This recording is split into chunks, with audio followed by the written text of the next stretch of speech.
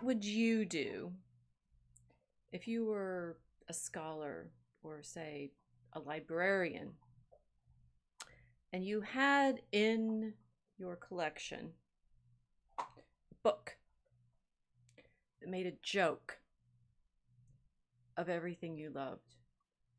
You had a book that ridiculed the very foundations of the truth that you lived by, that made mockery of all of the skills that you had developed in understanding and philosophy and the creation of beauty. What would you do if you had that book? Tonight in the Mosaic Ark, we read that book.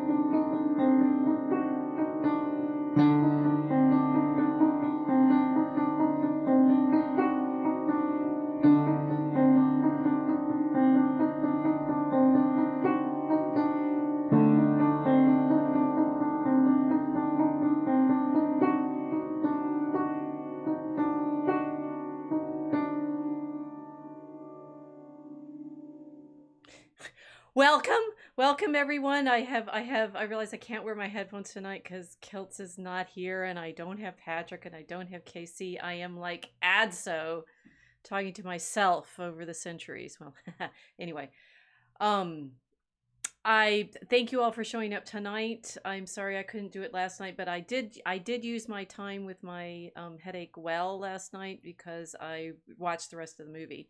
So I am all primed. I am all primed to tell you why it is sinful to laugh. No, wait. Okay, so here in Unauthorized, I mean, I know I hope a number of you enjoyed this episode, because it's one of The Name of the Rose. Umberto Eco's The Name of the Rose is one of the books that everybody in our community really likes talking about. I mean, I am, of course, jealous of Vox for getting to meet Eco, because he's loomed in my intellectual life very large for my entire professional career, and it would have been interesting to meet him and talk to him. But I think one of the reasons I got that terrible headache yesterday, and I got like kind of cold, well, I wasn't going to stare into a light for hours and hours talking to you about a book that caught fire. I realized it's maybe not exactly the book I remember reading, except for, horribly enough, I really remember this book extremely well. Now, intriguingly, I did read The Name of the Rose pretty much when it came out in paperback in the United States. It was published in Italian in 1980. And the English translation by William Weaver came out in 1983. And I know I have a paperback. I have some pictures, right? It's like I know I have a paperback with this cover, except I can't find it. Like, how appropriate is that? I know I have a copy of The Name of the Rose, which I read in college. I would like to find it, because there usually marks in my books that indicate whether I bought them in college or whether I bought them in my first years in graduate school, and I can't quite remember, because the movie came out in 1986, and I know there's one marker I absolutely definitely have for when I read this book, which is that to my everlasting shame and terror and horror and chagrin and embarrassment and all of those things. Talked about it in my application to graduate school that I wrote in, okay, well, is it 1987 or 1988? It would have been, I would have been at least writing it in 1987 because I started graduate school. I was in Cambridge from 1986 to 1988, and then I transferred, as it were, my studies from Cambridge, England, to New York City to go work with the a professor that I wanted to be my dissertation advisor in New York. And I know that I wrote about The Name of the Rose in my personal statement for my graduate school application. And I'd say I probably have it somewhere in an archive. I know I would have never thrown it away because I archive everything. Yes, I have screenshots. No, but the thing is, I can't have a screenshot of this particular document that I wrote in 1987. I must have handwritten it out in ink and then had to type it on the Olivetti that we had, appropriately, the one like computer that the graduate students in my college in Cambridge had access to. And so I must have typed it out and printed it in something like that. And maybe I have a printed version of it. But the thing is, I remember it to my embarrassment, of course, because I was so enthusiastic in my graduate school personal statement. I have no idea why they let me in. And I think maybe that's like normal for graduate students. You don't really know why your personal statement worked in the context that it did with the other personal statements that the admissions committee was reading. But I did get into Columbia and I did get to work with Professor Bynum. But I don't think my telling them about how enthusiastically I enjoyed The Name of the Rose had anything to do with it. And they never told me. It's too embarrassing. And the thing is, what I'm remembering with my 40 years later embarrassment, how long ago is that? Yes, 40. Is I thought that what I needed to do to get into graduate school to study medieval semiotics, because I was working on medieval semiotics. I was working on a study of commentaries on the Song of Songs. I've told you all about that before. I was working on commentaries on the Song of Songs in praise of the Virgin Mary. And so I was very into the problems of scriptural exegesis and layers of meaning, and I was already getting the glimpses of what that meant in postmodernism with Barth and this multiple senses of scripture and such like that, although I cannot pretend that I knew it as well as I can tell you about it now. But I was in the moment, right? We were in the moment of talking about the significance of layers and meanings and such like that. And I think I said some of that in my personal statement too, because I talked about my work on William of Newborough, not William of Baskerville, but William of Newborough. But I was saying how much I wanted, because of the way The Name of the Rose portrayed the Middle Ages, to, be inside that story, to study it. Well, like I said, I don't know whether claiming that in 1987, a year after the movie came out, with Sean Connery and Christian Slater, who was 18 at the time. He hadn't come out in Heathers yet. I remember we watched Heathers the next year. I'm not sure what my professors thought about The Name of the Rose, and I'm still not sure. One, because I've never asked them, but two, in prepping for this stream and recognizing, all right, I'm the medievalist here on Unauthorized TV. Yes, I am. Okay.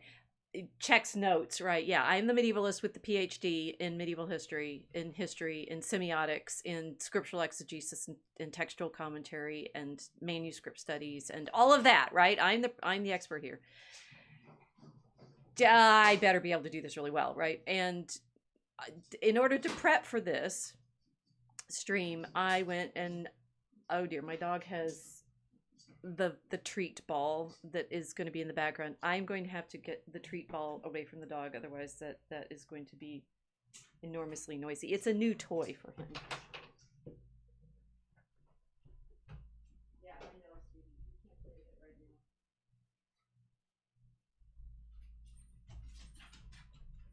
now. Okay. The dog has a ball. This is all going to be topical and significant in Draco Alchemicus Act 2, but that's not relevant to right now. Okay, so in prepping for this stream and knowing I'm the expert and therefore I'm expected to say expert level things about this text, I went and looked in this database that we have of medieval scholarship. It's the International Medieval Bibliography, and it's been running now since the 70s. They put it online sometime after I was in graduate school, so in the aughts maybe. It's incredibly easy to search. It's got references from all of the major journals and edited collections and things like that in medieval studies in all the languages. It's like Western, Eastern European, Japanese, so forth. So it's the first go-to place we go for if you want to find out what people are talking about in the field. And I simply assumed, because medievalism is one of the things that gets put in that rubric, that there would be lots and lots and lots of scholarship on Umberto Eco's The Name of the Rose, since it was the book. I mean, I didn't admit to Tolkien, I think, in my graduate school application. I was, felt more confident in talking about The Name of the Rose.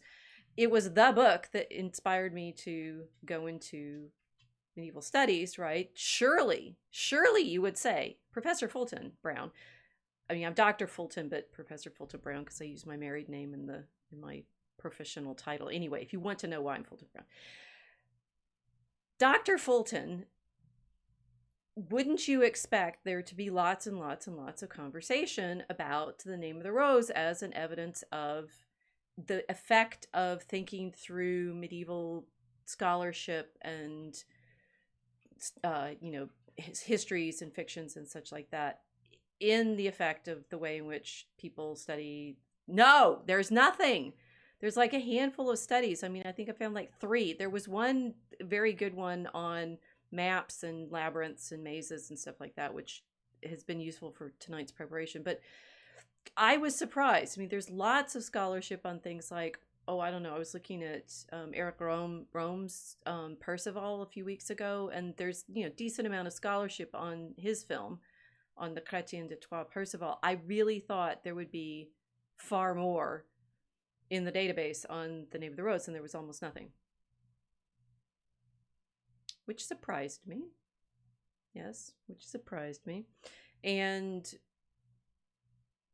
this is out of all proportion to the popularity of the book itself. I read in the online data that I was able to surf around in the last few days, the book sold 50 million copies. You'd think in the International Medieval Bibliography Database there'd be more than a dozen or so references to studies that talk about the importance of the book and ideas about the Middle Ages, right? It's actually quite interesting and astonishing. Now, on the other hand, and then I searched on The Name of the Rose. I searched on Eco. Eco has a few more entries in the database. But he's not in fact a medievalist. Right. I know this shocks you. I know you're surprised. Professional markers and status and such like that. He did get his degree, as it says, in medieval aesthetics and philosophy. Did a thesis on Thomas Aquinas's studies of aesthetics, but appropriately, because just as I've somehow misplaced my paperback copy of The Name of the Rose, I can't find one of his other books. It's not his thesis, but a book he wrote on that theme, Art and Beauty in the Middle Ages. I know what the cover looks like. It's got a picture of the Très Riche probably Chantilly Chateau on it and such. Clearly they're traveling together somewhere in my library at home. I don't think they're on campus. I don't know where they are. So I can't prove anything except for what I remember off the top of my head.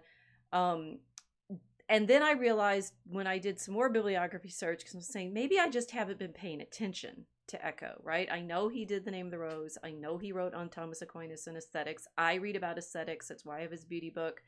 I have another book more recently on labyrinths that I want to be reading from in our prep for Act 3 in Draco Chemicus, right? So I've got a lot of his imagery in my mind, and I think I just thought I hadn't been paying attention. Well, no, he's not a medievalist.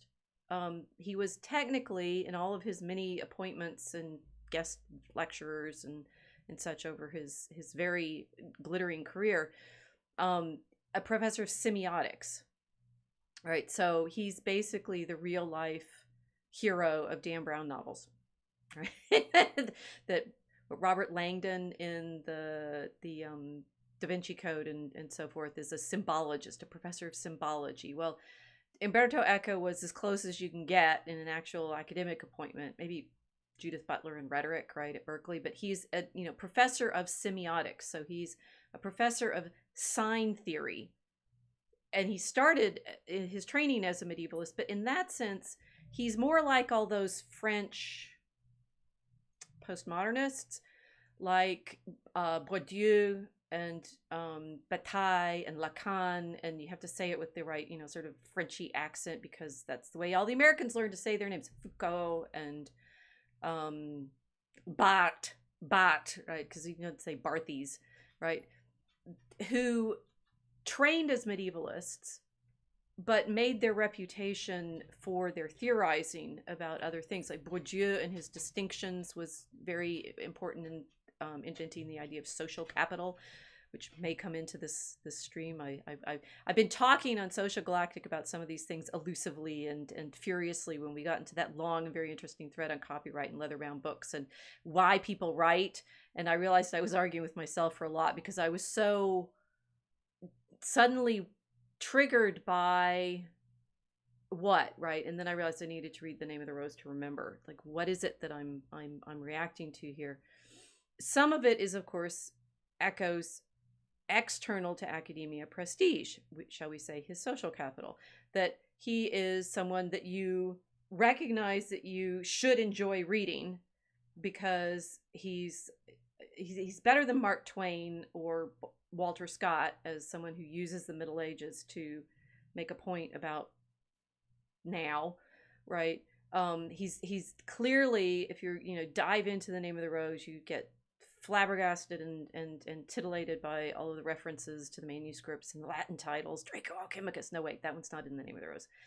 Although we do have a little video out there on my Telegram that seems to suggest that President Trump knew about Draco Alchemicus. If you learn Latin, right? You must learn Latin. Okay, so Umberto Eco trained as a medievalist, but that's not, in fact, what he made his career in. And that it's possible, I don't know, it's possible that affects the degree to which real medievalists are willing to talk about him. I mean, we talk about Tolkien, but Tolkien actually had a professorship in Anglo-Saxon literature, right? And he was an Anglo-Saxonist. C.S. Lewis had a professorship in English literature and wrote mainly on the 17th century. So is it just that Eco didn't go to the right conferences? That we didn't see him at Kalamazoo or at the Medieval Academy? You won't see me there right now because they canceled things back in 2020, and I haven't. Well, that's another story. What got burned in which heretics pyre at that point. Maybe we don't see Eco that much in medieval studies because he didn't play with us in the field. Possibly, but we write about a lot of things as scholars that with people that we're not necessarily in direct conversation with. So I'm not sure about that. And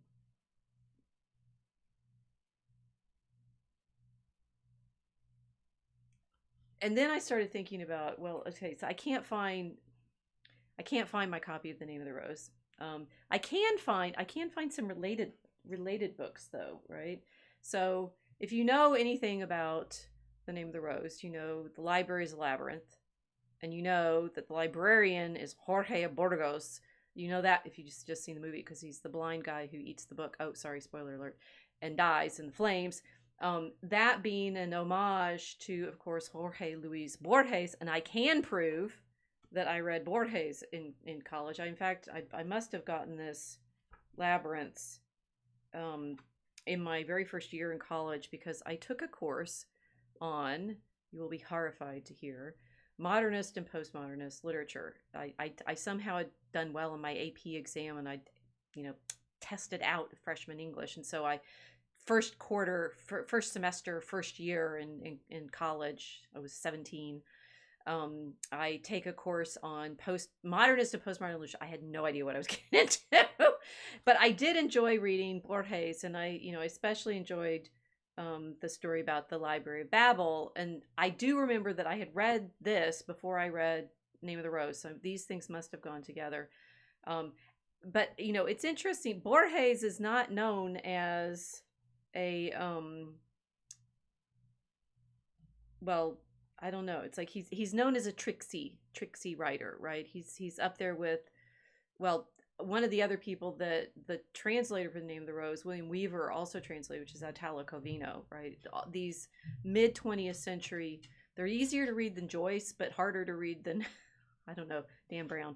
But with the same level of sort of playing with reality and puzzle and storytelling and so forth. And therefore, you should have a clue, maybe, that if Umberto Eco, who is trained as a medievalist in Thomas Aquinas's aesthetics, but isn't actually a medievalist and spends most of his career talking about sign theory or semiotics, we're doing something here other than just making a cool introduction to why you might want to study the Middle Ages, probably.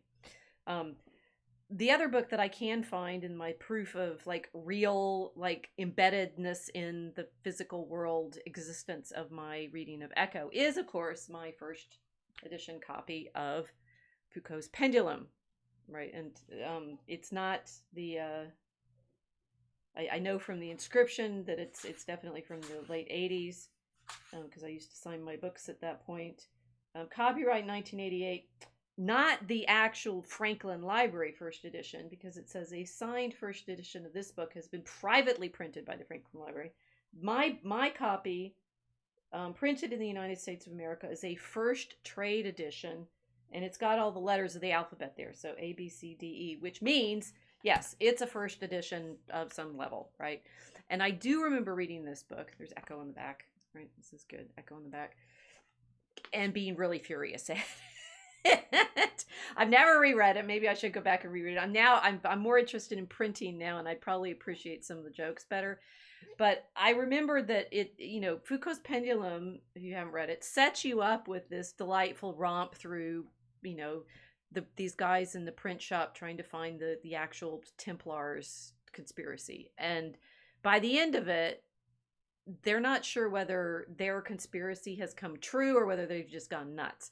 Right, so it's when I read Foucault's Pendulum, it was a few years after I'd read The Name of the Rose, and so I was getting wise to the tricksiness already, I think, by that time. Although I was still in graduate school, so I wasn't that smart yet. When I read Foucault's Pendulum, I was just pissed off.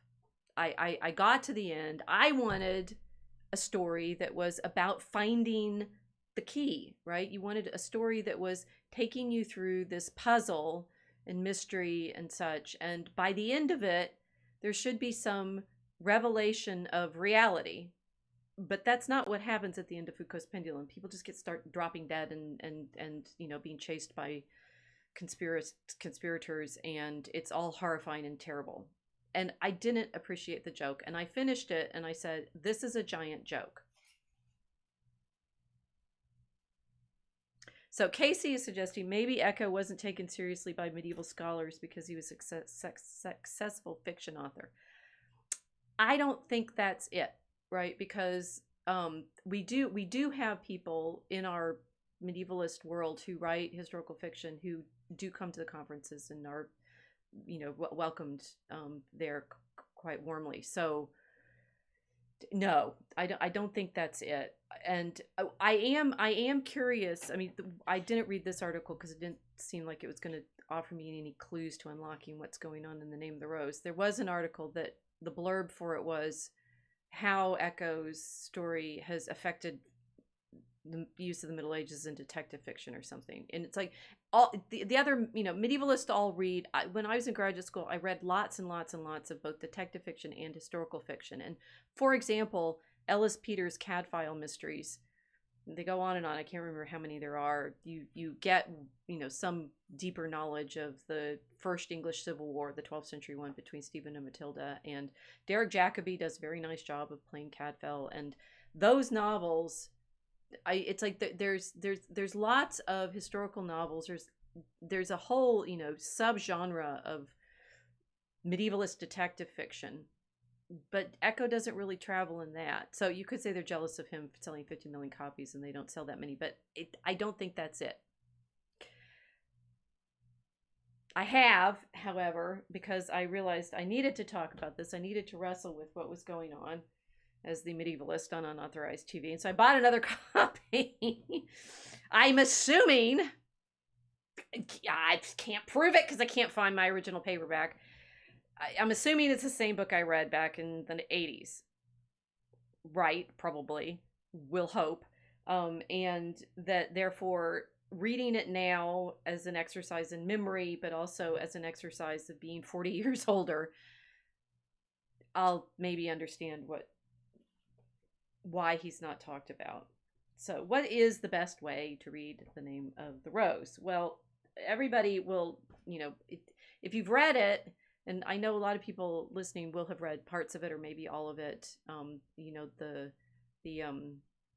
One of the delights of it is all the untranslated Latin, and you get to feel clever or look it up, as people often do, to figure out what's going on with the side references and such like that. And certainly I know that was one of the things that I enjoyed reading it to begin with, right? And especially that some of the people, I mean, rereading it now, it's like one of the first people mentioned in a passing aside about the meaning of things is Honorius Augustodinensis, who was actually one of the people that I worked on for my dissertation. So they're real characters. You're enjoying the insider knowledge if you can recognize. I mean, the obvious things are like William of Baskerville is obviously both William of Ockham, the Franciscan who's famous for Occam's razor, not adding explanations that are unnecessary, and of Baskerville,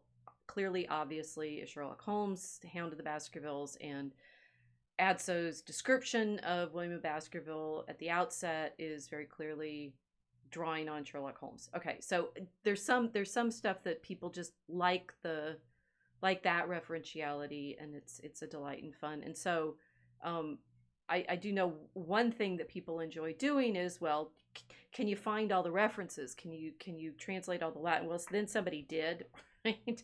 There's this book, the Key to the Name of the Rose, including translations of all non-English phrases, right? So Adelaide T. Haft, Jane G. White, and Robert J. White went through, and it is, if you're looking for the sort of Cliff Note version of the Key, this is a very nice little book because they go through and they indeed translate all of the text. They give you both the Latin and the English. They give, various, here it's talking about when William's figuring out what's going on with their fingers being black and their tongues being black, and it's a particular kind of syllogism and so forth. It's a helpful guide, and they also give a sort of prosopography or here I'll read you what they say about Honorius Augustodinensis. I'll see whether I agree with it. Benedictine philosopher and theologian, also called Honorius of Autun. He joined the Irish Benedictines at Regensburg.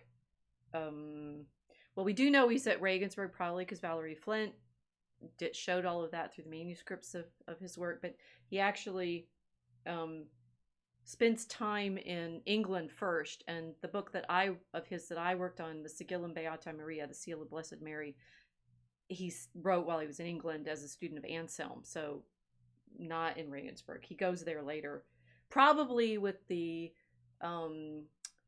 entourage of the mother of the Matilda, who's in contest with Stephen over the throne of England. And okay, see, right? You can do this.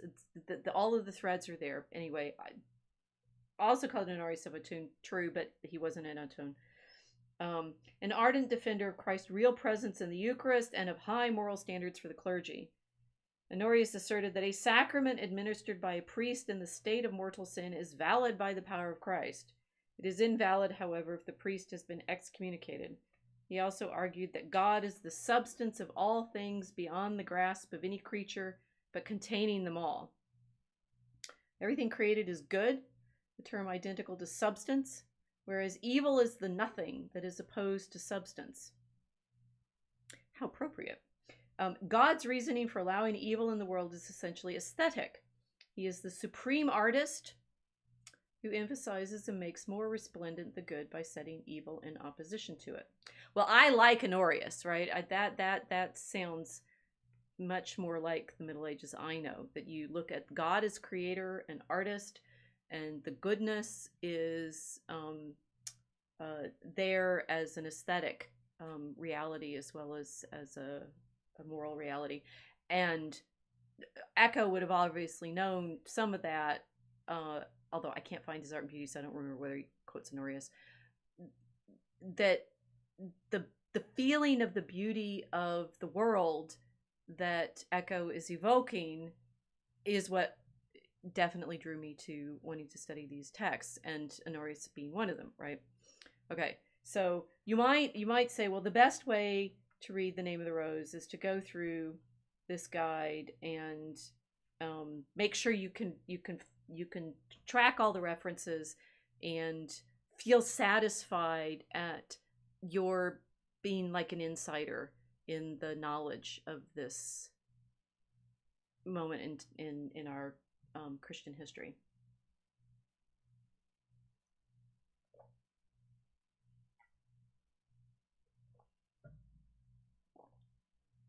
I will take questions in the chat if you guys have any. Seeing as I'm here by myself and talking, I can do this. Let's see. We got Casey and Mel.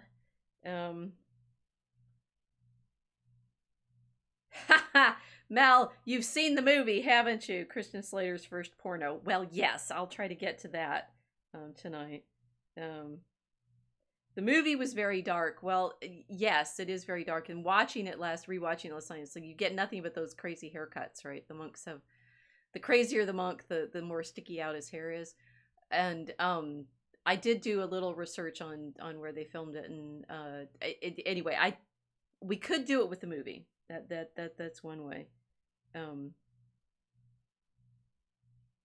Was this the Mosaics Arc's first chair stream? Maybe second. I don't know what you mean. I don't know what you mean, Fat. Okay, so Casey saying, not having read the book, I can only guess the director was pushing the Dark Ages aesthetic hard. I hated the porn scenes in it. Casey says, definitely added to the grotesque feel.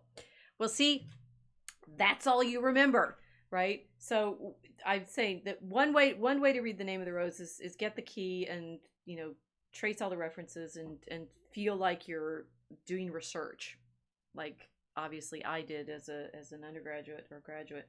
Another is to watch the movie and you get a version of the story. The movie's is very thin, and Eco apparently liked the movie, but he's it's like it's not his book, right? The book is it's a much more complicated argument than they're able to make in the movie. Although visually, the movie is visually like the way I feel about Tolkien movies. It's visually amazing. The music is great. The casting is strong. The movie of The Name of the Rose is actually probably better in some ways. Although there are things that change in the movie that don't happen in the book. Like in the movie, the Inquisitor Bernard Gui dies. His carriage gets pushed off the side of the mountain. That doesn't happen in the book because that's not how Bernard Gui died. So and I don't think it was very dramatic the way he died in real life. And interestingly, Bernard Gui being one of the real life characters in the movie, Albertino de Casale, the sort of weird, creepy saintly Franciscan, it's also a real person. So the movie can do some things, and one thing very specifically is that the porno scene in the kitchen with Christian Slater and the girl, right? So what should we do? How should we best get into this? Well, I started reading. I'm only about 30 pages in, and I realized I was already through the preface and the maps and I'm going to read these opening pages for you, and then you'll understand what it is that we're looking at.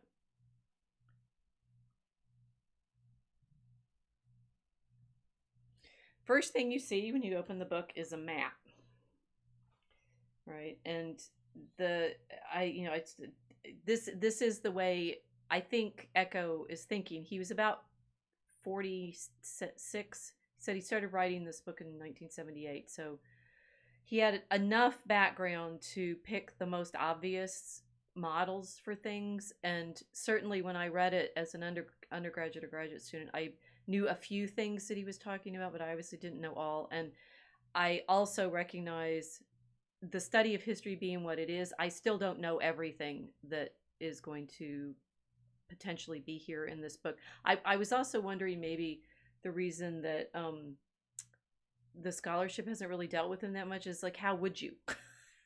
It's you'd have to write a whole other book about Eco's Name of the Rose to appreciate all of the things that Eco put into the Name of the Rose. So it's a masterpiece of a kind, and it's, you know, not quite like reading Finnegan's Wake, maybe more like reading Ulysses. It's that dense of reference, and yet there's something else going on. Okay, so I grant you that absolutely everything we're going to see is going to be suddenly like 8 layers. You're going to have to bear with me. Okay, so the map. The first thing you see is the labyrinthy library at the top. He says the edificium, just means building, right? And we're going to get a more elaborate description of that, but it's this mainly diamond shaped fortress. That's a blot on a map of monastery because it makes it look like a castle, and monasteries were not castles, they were monasteries. They might have walls and you know, but the tallest thing in a monastery would be the church, not this not church thing. So it's already kind of off a little bit. In other ways though, my first thought was it's the monastery of St. Gall. It's clearly no, okay. I'll get to that. I put them in the wrong order. It's clearly a map of a monastery that you would recognize as a kind of model monastery, but with a little tweak. All right. Okay. So just think about that. Right. And he says, naturally a manuscript. I'm not going to read absolutely the whole thing, but I need to read to you some things so that we get kind of super into this. On August 16th, 1968, and I'm sort of like going, okay, I need to look up. 1968 is hardly a neutral year in a European intellectual's chronology. My first thought was August 16th might be significant. It's a day after August 15th, which is, in fact, the Feast of the Assumption of the Virgin Mary. So maybe there's something like that there, quite possibly. But as far as I could tell, nothing that I would have thought necessarily important happens on August 16th. However, the narrator character, Eco, is at this time in Prague. And something did happen in Prague in 1968. 6 days later, Soviet troops invaded that unhappy city. Okay, so the first thing that Eco is doing is putting this story in the midst of a crisis. It's August 16th. 1968 is obviously when Western civilization was up in flames, or at least in France. Protests of the kind that we're having on campus now, with students trying to, anti-war students trying to take over in administration buildings and such like that. That was huge in 1968 in the United States. In Paris, in France, there are also, student riots. And 1968 is kind of a marker for this generation of scholars as the year everything changed, or not. So August 16th could be meaning to be something around the Virgin Mary, not quite, like a missed date, or it could be that it's 6 days before. And the 6 days is kind of interesting. It's like things that happen in 6 days. What happens in 6 days? Oh yeah, creation. So we're already playing with some kind of level of symbolism right in this like opening paragraph. On August 16th, 1968, And yes, I do think it's all purposeful because he's a professor of semiotics and he's doing this on purpose. Okay. I, the narrator as Eco, which is also meant to be, it's like, who's I, right? This is Umberto Eco. Do we know it's a novel? He says naturally a manuscript. I mean, the kind of form of the book suggests that it's a novel rather than something else. But there is a tradition of doing things like Daniel Defoe's Robinson Crusoe is a history by himself, or Walter Scott's historical novels tend to have this fiction of it being an actual manuscript. Like Ivanhoe is said to, it has a preface by the Reverend Dr. Dry as Dust, and then he pretends that he's found this manuscript somewhere else in the Auchinleck and blah blah blah. So the genre has a flavor of pretense in terms of the narrator having access to documents which were being set up with in a real moment. 1968, 6 days before the Soviets invade Prague. Therefore, you're really, really primed to want to believe this. On August 16th, 1968, I was handed a book written by a certain Abbé Vallée. Les manuscrits, I don't speak French, so laugh at me. Le manuscrit, laugh at me. Le manuscrit de Dom Hudson de Melk, traduit en français d'après l'édition de Dom Jean Mabillon, aux presses de l'Abbé de la Source, Paris, 1842. Okay, so the manuscript of Dom, in monastic terms, Lord, right? Lord Adso of Melk, translated into French from the edition by Don Jean Mabillon. Okay, well, Don Jean Mabillon is a real person. There he is, warts and all, and that's literally, he's got warts if you look at the picture. Okay, warts and all. So you are already being teased into believing that this is real, because it's a manuscript of Adso of Melk. Well, and Melk's a real place. Whoops, I forgot. I don't remember what order my slides are in tonight. Okay, Melk's a real place. Adso is a real medieval name. That's possible. I mean, Milo is a real medieval name too. I keep seeing Milo of, so-and-so being referenced in the 12th century, and I think there's one in the 8th century too. It's like, Adso is a real name, although everybody will tell you that it also rhymes with Watson, right? So the Adso of Melk, who writes out William of Baskerville. Okay, but Adso is a real name. Melk is a real place. But even more importantly, Jean Mabillon is a real scholar. And now you're sort of trapped and intrigued, right?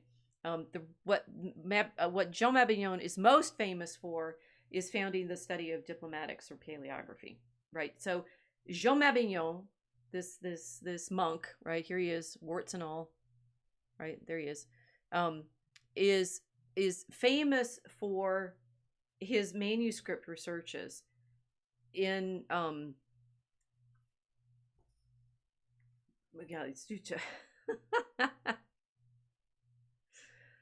in the history of monasticism, right? So you are being teased into believing that such a translation from something Jean Mabillon could have found could have existed, right? And then we get the play off of Melk. That's the picture I was looking for, right? So, and Melk's a real place. And we have, that he's journeying up the Danube, which is where you're going to see Melk. It's there on the heights. I've actually been to Melk back in high school. That's the last time I saw it, and it looks just like this, right? So it's this magnificent Baroque abbey now, but it's a very ancient monastery too.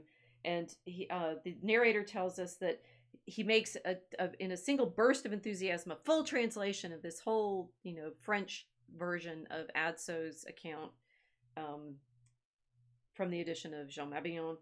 And I didn't look this up, but I think it's probably significant. Using some of those large notebooks from the Papeterie Joseph Gibert, in which it is so pleasant to write if you use a felt tip pen. What's the joke there? I'm not sure. And as I was writing, we reached the vicinity of Melk. We're perched over a bend in the river. The handsome Stift stands to this day, after several restorations during the course of centuries. As the reader must have guessed, so he gets this Adso of Melk book and he's going to Melk. As the reader must have guessed, in the monastery library, I found no trace of Adso's manuscript. There's the library. It's a very famous collection, and it's typical of these great Baroque Austrian libraries. You'll see this picture floating around the internet as, why can't we have beautiful things like this anymore? Because you're not monks. That it's a magnificent collection, and so the narrator Eco is teasing you into believing that it really, Adso's manuscript should exist, but we can't find it at Melk. And then, completely improbably, the traveling companion that he's with runs away with the original book. So his lover is my traveling companion. The person with whom I was my traveling companionship was abruptly interrupted, and the person with whom I was traveling disappeared, taking Abbe Vallet's book.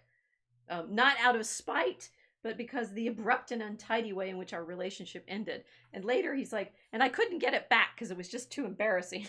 Right? So the book ran off. And it's funny that on the one hand, there's so much effort into making you believe that Adso's book actually could have existed in an edition by Jean Mabillon, even though we can't find it in the library at Melk. And yet, oh yeah, my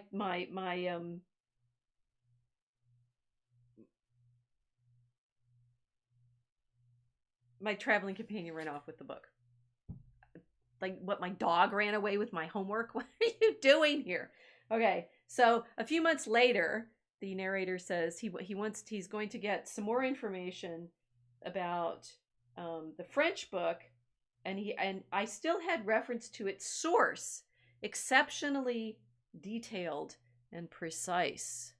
And here is the title page with that source. I'm going to read the whole thing because you just got the level of well, is it playfulness? What is it? The level of trying to get you to believe this really exists is out. So anyway, you could read this, and I'm reading it saying, I know Mabillon wrote Vetera and Electica, right? So Vetera and Electica, sive collectio veterum aliquot operum et opusculorum omnes generis, carminum epistolarum diplomatum epitaphorium, et cum itinere Germanico ad notationibus et aliquot disquisitionibus arpe de Johannes Mabillon Presbyteri ac Monachi Ordinis Sancti Benedicti et Congregatione San Mori.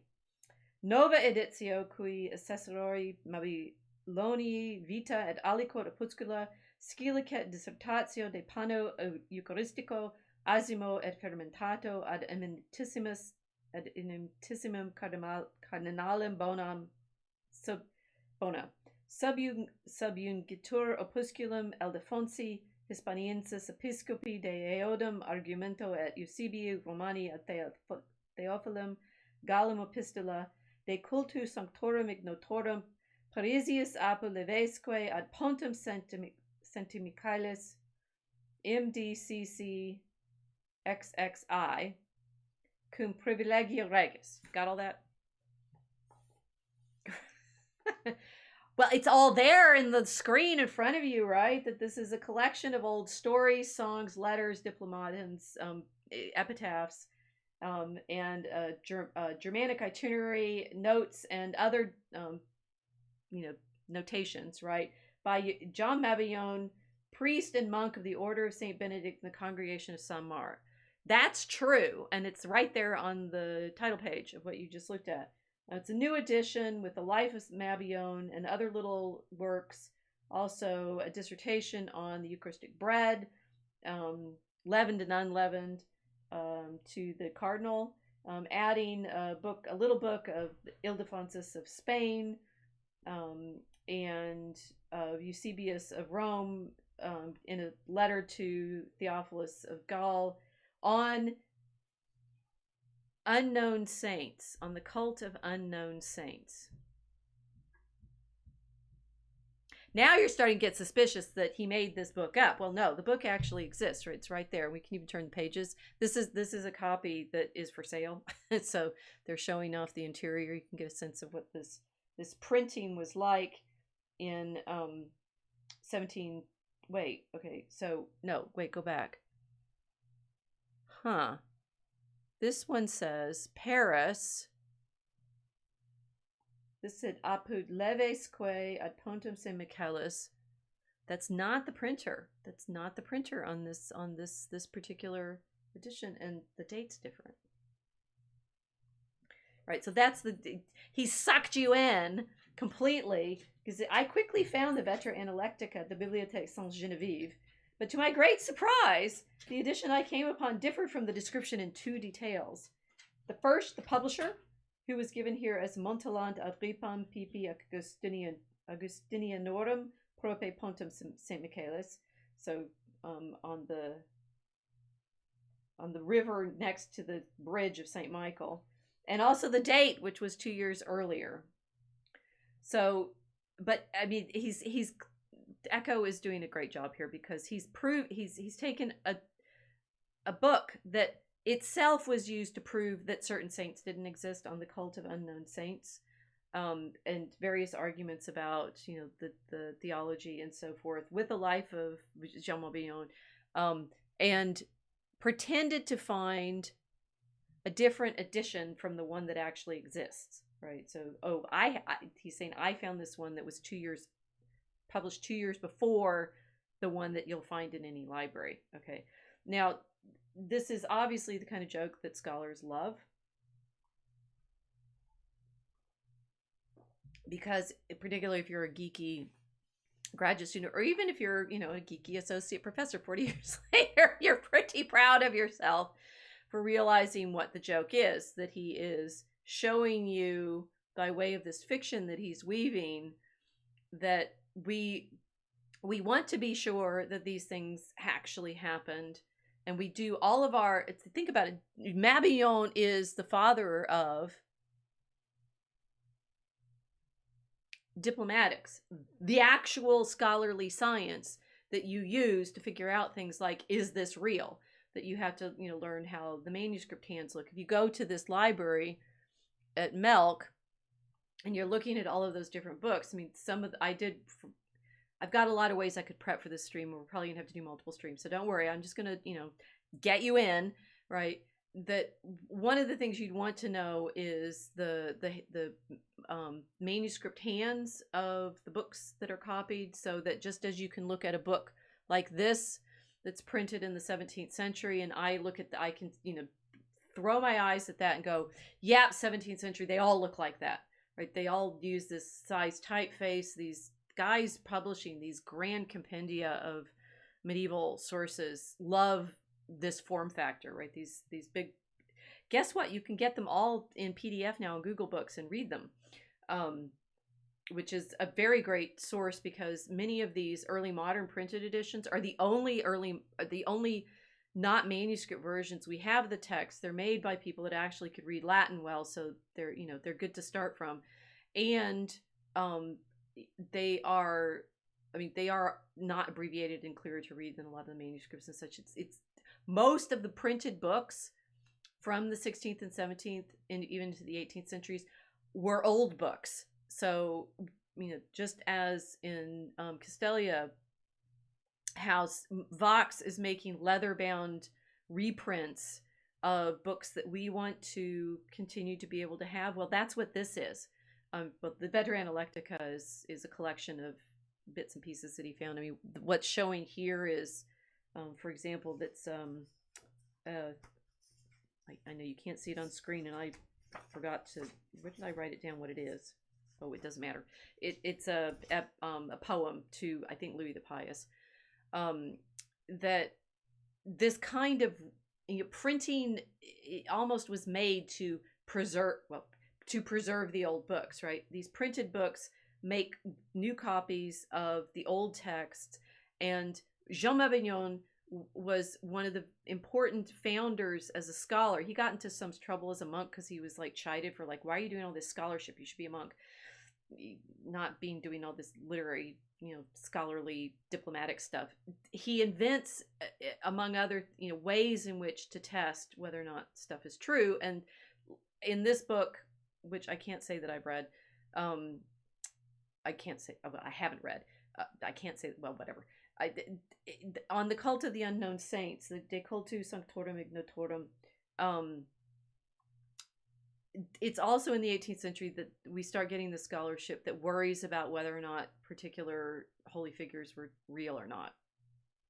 Mabillon and the Bollandists and the all these collections of great saints' lives. The Catholics actually do a lot of research in the 17th and 18th centuries to figure out what biographies of who they have point to real people.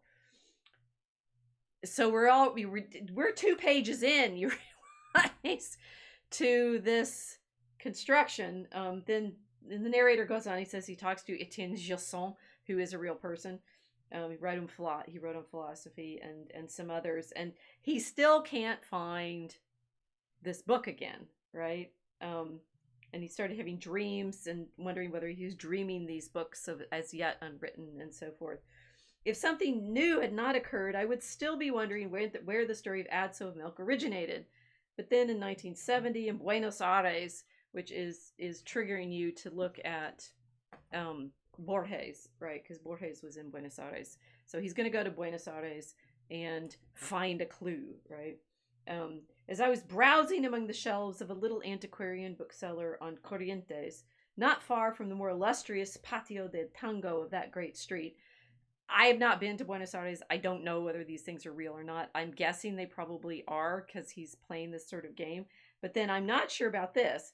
I came upon the Castilian version of a little work by Milo. No, I'm not kidding. It says that Milo Temesvar on the use of mirrors in the game of chess, which is clearly like to cheat, right? So, and then I started realizing that there is a Milo haunting this particular story because apparently there's a comic artist who is more famous for porn called Milo Manada, who has just this last year published, this one's in Spanish, but I think he originally did in Italian, an illustrated version, a graphic novel version of the first part of The Name of the Rose. So here you go, Milo.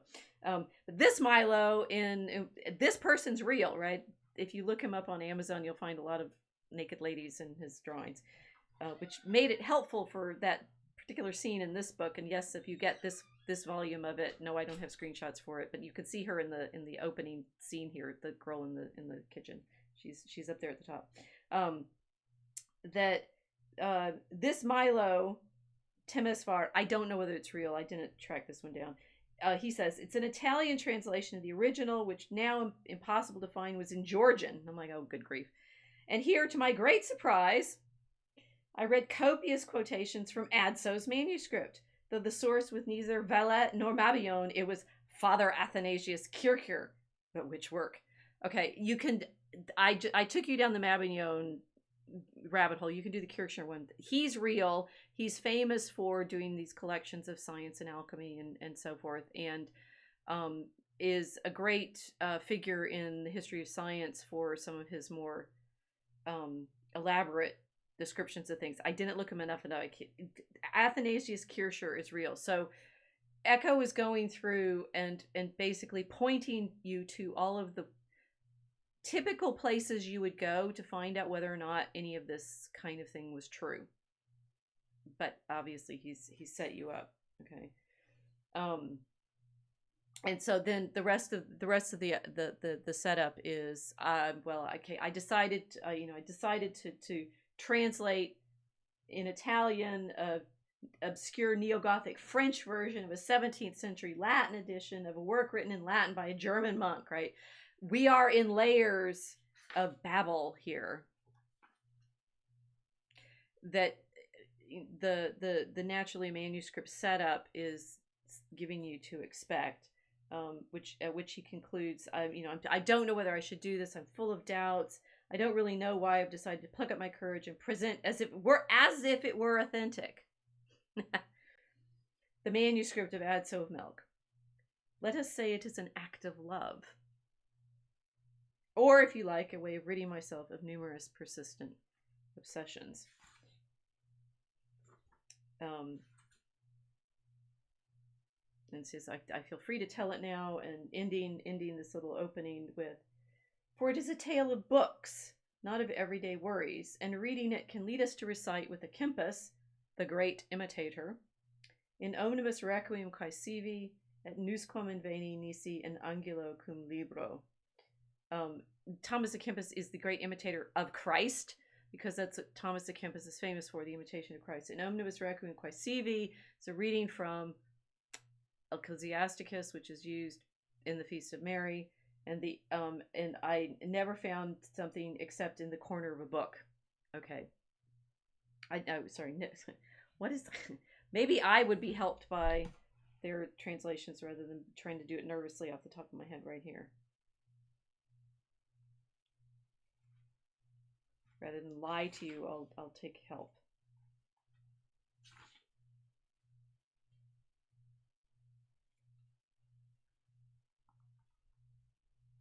Yes, I've sought tranquility in everything, but found it nowhere except in a corner with a book.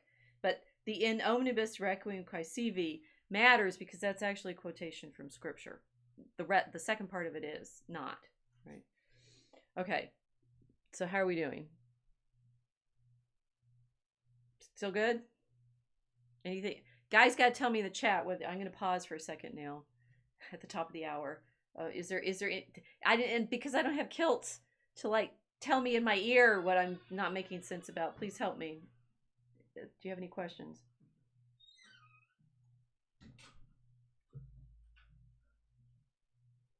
They're stunned. I put them all to sleep.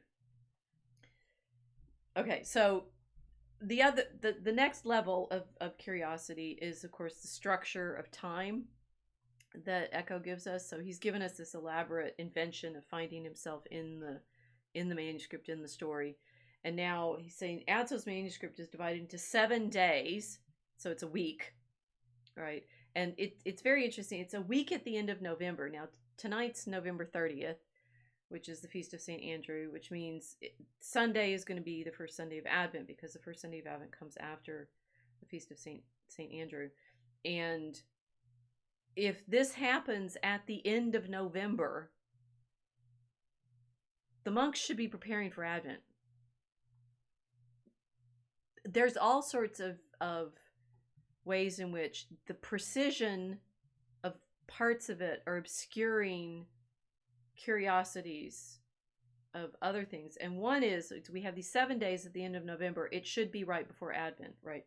But it's set up so that you are following the story through the clock of the monastic hours: matins, lauds, prime, terce, sex, none, vespers, and compline, calculated to have sunrise and sunset in northern Italy at the end of November, in light and dark at the appropriate times, right? So a lot of it takes place at night because, of course, the sunset's around 4:40 p.m., he says, in November.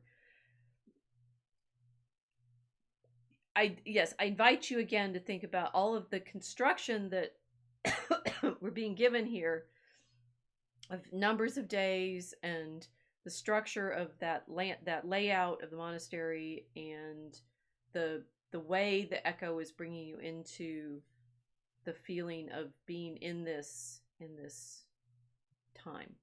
Okay. In the beginning was the Word. It says that right here.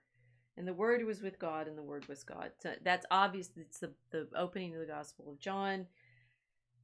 And so we are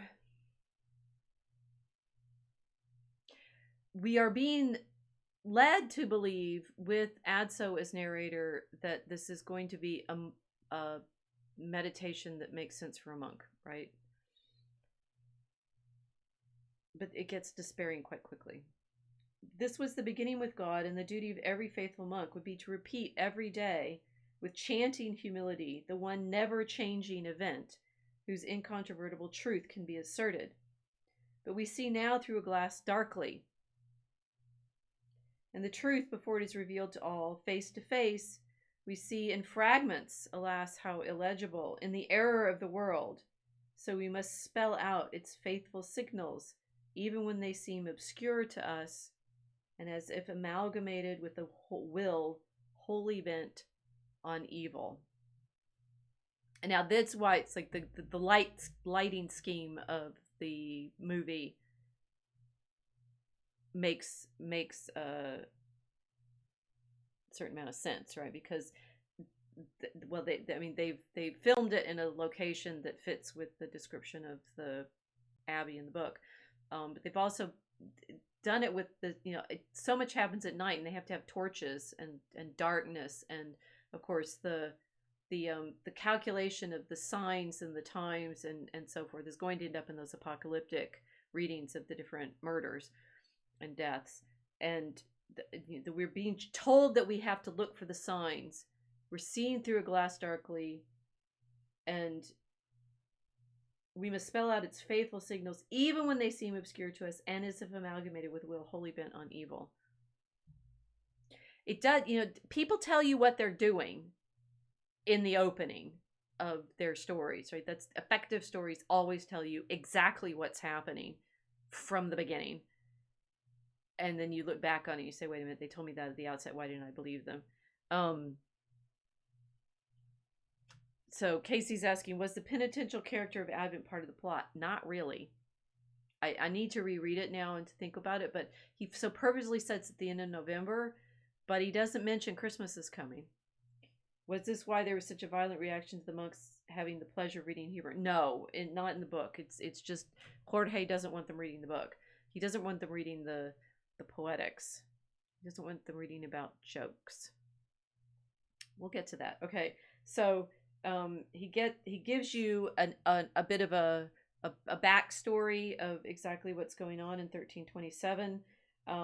If you all are worried right now about the way people talk about Pope Francis, just do some, study some medieval history, and you realize it's not new.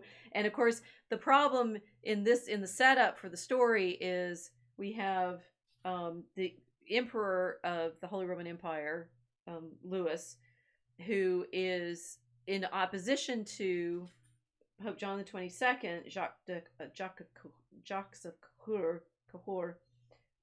who in Adso's telling of things, because Adso's on the emperor's side of the story, is a wicked usurper, simoniac, and heresiarch who's now living in Avignon. And a good part of the drama in the book, and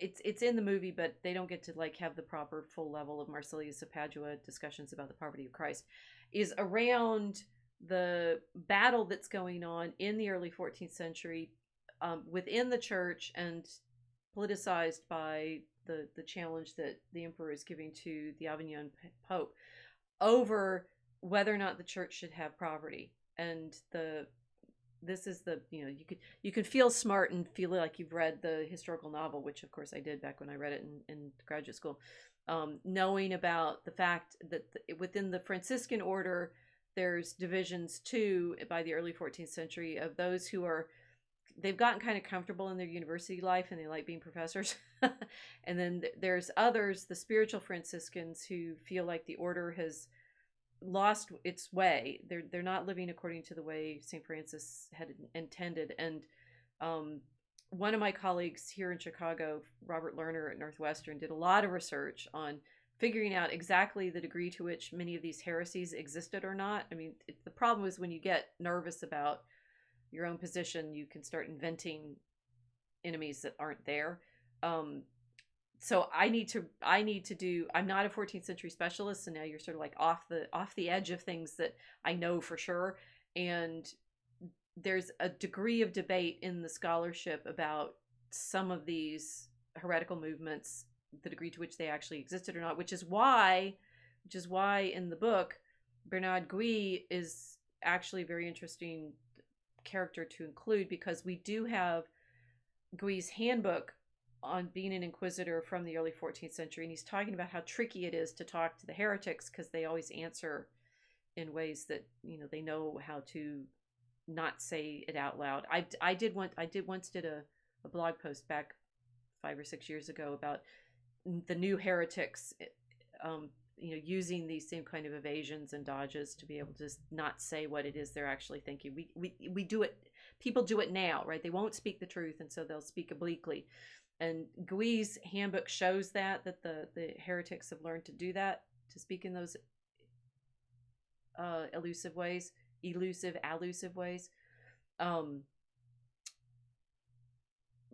But there's some worry, therefore, in the scholarship about how many of these heretical groups actually existed, as opposed to in the fevered, fantasizing of, like modern scholars making up the fact that they think white supremacy is the worst threat to the reality of our democracy or something like that. Your mileage may vary. Actually, it won't. It'll be exactly the same whenever scholars get involved with trying to figure out who's not on their side. Anyway, Adso as narrator gives you a little backstory on the relationship between Louis the Bavarian and the Franciscans, and that Louis the Bavarian protects the Franciscans that actually argue against the church's property. And he says, at this point, I imagine that Louis saw the Franciscans, now the Pope's enemies, as his potential allies. By affirming the poverty of Christ, they were somehow strengthened the idea of the imperial theologians, namely Marsilius of Padua and John of Jandun. Marsilius is famous for his book on the Defender of the Peace, for theorizing some of what we think of as secular arguments for government. I need to reread him. I haven't read him in a long time. And finally, not many months before the events I'm narrating, Louis came to an agreement with the defeated Frederick, descended into Italy, and was crowned in Milan. This was the situation when I, a young Benedictine novice in the monastery of Melk, was removed from the peace of the cloister by my father, fighting in Louis's train, not least among his barons. In the movie, Adso is made a Franciscan with William. In the book, he's a fellow Benedictine of the abbey. So he has different loyalties in the book than he does in the movie. In the movie, it's the Christian Slater's Adso is, very much attached to his master, William. In the book, Adso has more conflict over which order he should follow or trust. Okay. So in the novel version of it, Adso is giving you a kind of outsider's vision of what William is as a Franciscan, and he says he lives with him long enough that he sees him like a father, but in fact he's a Benedictine and not. Who cares, right? Okay, so we get the description of William, and I think I've already set him up a little bit. I liked Sean Connery's version of William Baskerville. I thought it was really nicely done, and especially he's got his spectacles, right? He's got his eyeglasses, which is accurate to the period, right? They have these hinged lenses that you hold up.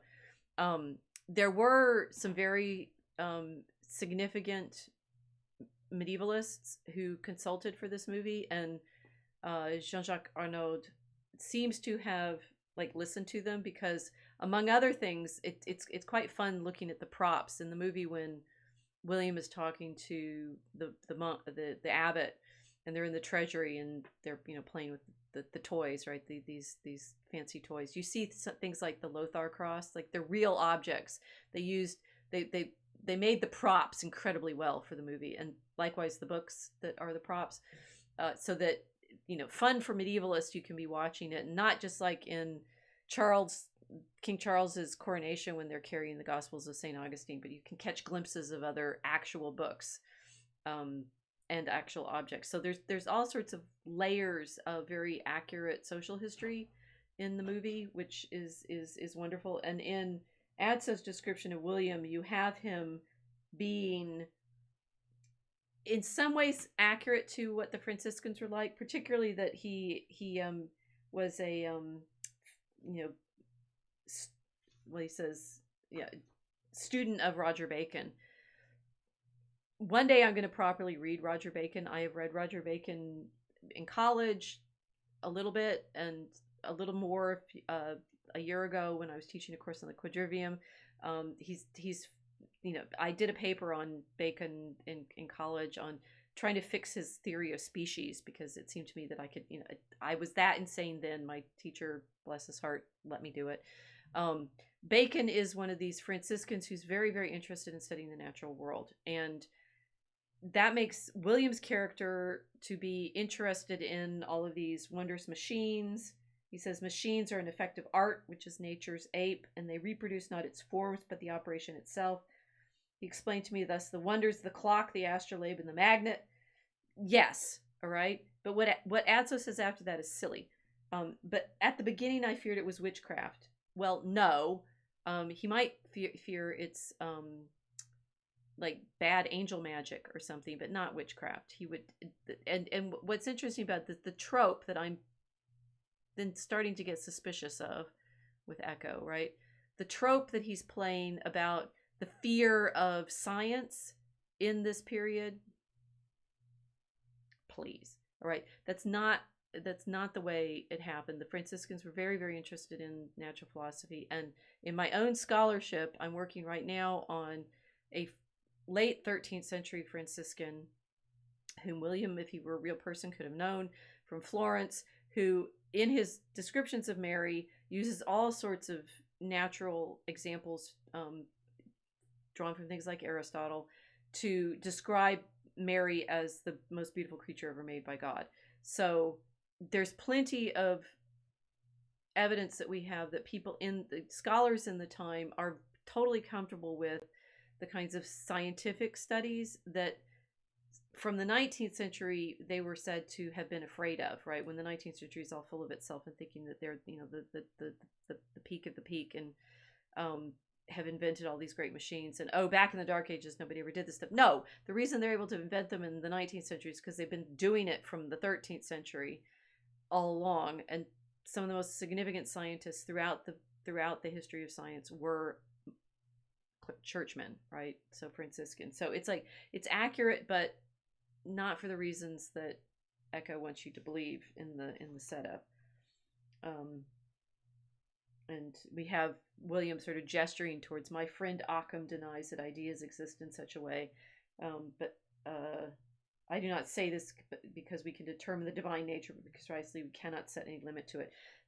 Gesturing towards, William of Baskerville is not William of Occam, even though he has some of the characteristics we associate with William of Occam in terms of his scientific and mathematical studies. First day, in which the foot and prime, right? So what time? That's around 7:30, short before daybreak, in which the foot of the abbey is reached, and William demonstrates his great acumen. Okay, so it was a beautiful morning at the end of November. During the night it had snowed, but only a little, and the earth was covered with a cool blanket no more than 3 fingers high. In the darkness immediately after Lauds, we heard mass in a village in the valley. Then, as the sun first appeared, we set off towards the mountains. Okay, set off towards the mountains. While we toiled up the steep path that wound around the mountain, I saw the abbey. I was amazed, not by the walls that girded it on every side, similar to others to be seen in all the Christian world, but by the bulk of what I later learned was the edificium. This was an octagonal construction that from a distance seemed a tetragon, a perfect form, which expresses the sturdiness and impregnability of the city of God, whose southern side stood on the plateau of the abbey, while the northern one seemed to grow from the steep side of the mountain, a sheer drop to which they were bound. I might say that from below, at certain points, the cliff seemed to extend, reaching up toward the heavens, with the rocks same color as the material, which at a certain point became keep and tower. Work of giants, who had great familiarity with earth and sky. 3 rows of windows proclaimed the triune rhythm of its elevation, so that what was physically squared on the earth was spiritually triangular in the sky. I think that is quite lovely, right? So it's like it's square on the ground, but rises up in 3, so 4-3, right? So it's square and triangular. As we came closer, we realized that the quadrangular form included at each of its corners a heptagonal tower, 5 sides of which were visible on the outside, 4 of the 8 sides, then, of the greater octagon producing 4 minor heptagons, which from the outside appeared as pentagons. And thus anyone can see the admirable concord of so many holy numbers, each revealing a subtle spiritual significance.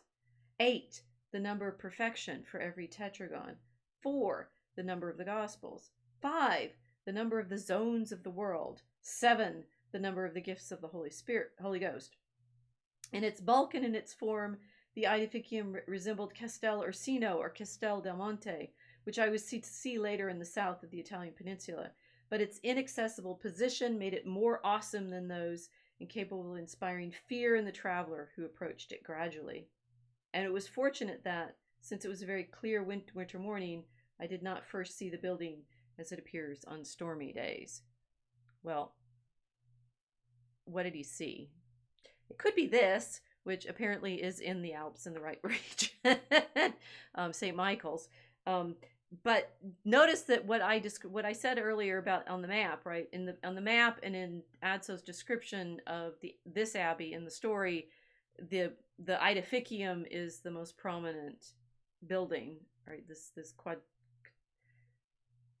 triangular in elevation, octagonal base building, right? But in an actual abbey, it would be the church that stood out. And so it's interesting that in the Name of the Rose Abbey, it's not the church, but this library that oversees it, which you should feel a little suspicious about by now, because I don't worry. In the last half hour, I'll tell you all the things to be super suspicious about. I just want to make you appreciate how many layers Eco is going through to get you to this point. So it does matter what kind of model, and this, I think this drawing is actually really good. This is from Milo Manara's graphic novel, and he's clearly using the movie as some of his models, but his William Baskerville does not look like Sean Connery. He looks more like Charlton Heston, which I thought was hilarious. But that you have this incredibly imposing tower against the monastery, and what Adso later says is when he saw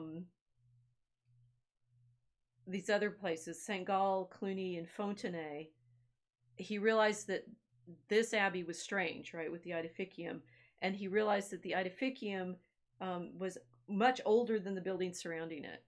Perhaps it had originated for some other purposes, and the abbey's compound had been laid out around it at a later time, but in such a way that the orientation of the huge building should conform with that of the church, and the churches with it, which by now you recognize that Eco is actually working. He is a professor of semiotics. He knows what he's doing with all of these signs, and he's tricking you. Okay, so you have the narrator Adso, who you would know from the movie as the Christian Slater character, is, as it were, an unreliable narrator in the sense that he is not going to understand a lot of the things that he is encountering, and for that is difficult for him. But he's also unreliable, I have realized now in reading all of this, because he's trying to make you think that things mean things when they don't. And that is where it's like, this is great that, when Adso first sees the tower, he sees it, the work of giants with great familiarity with earth and sky, right? So it's a Tower of Babel for sure. The work of giants, the work of this ascension and so forth. But he's trying to give it, because he's Adso, he's the monk.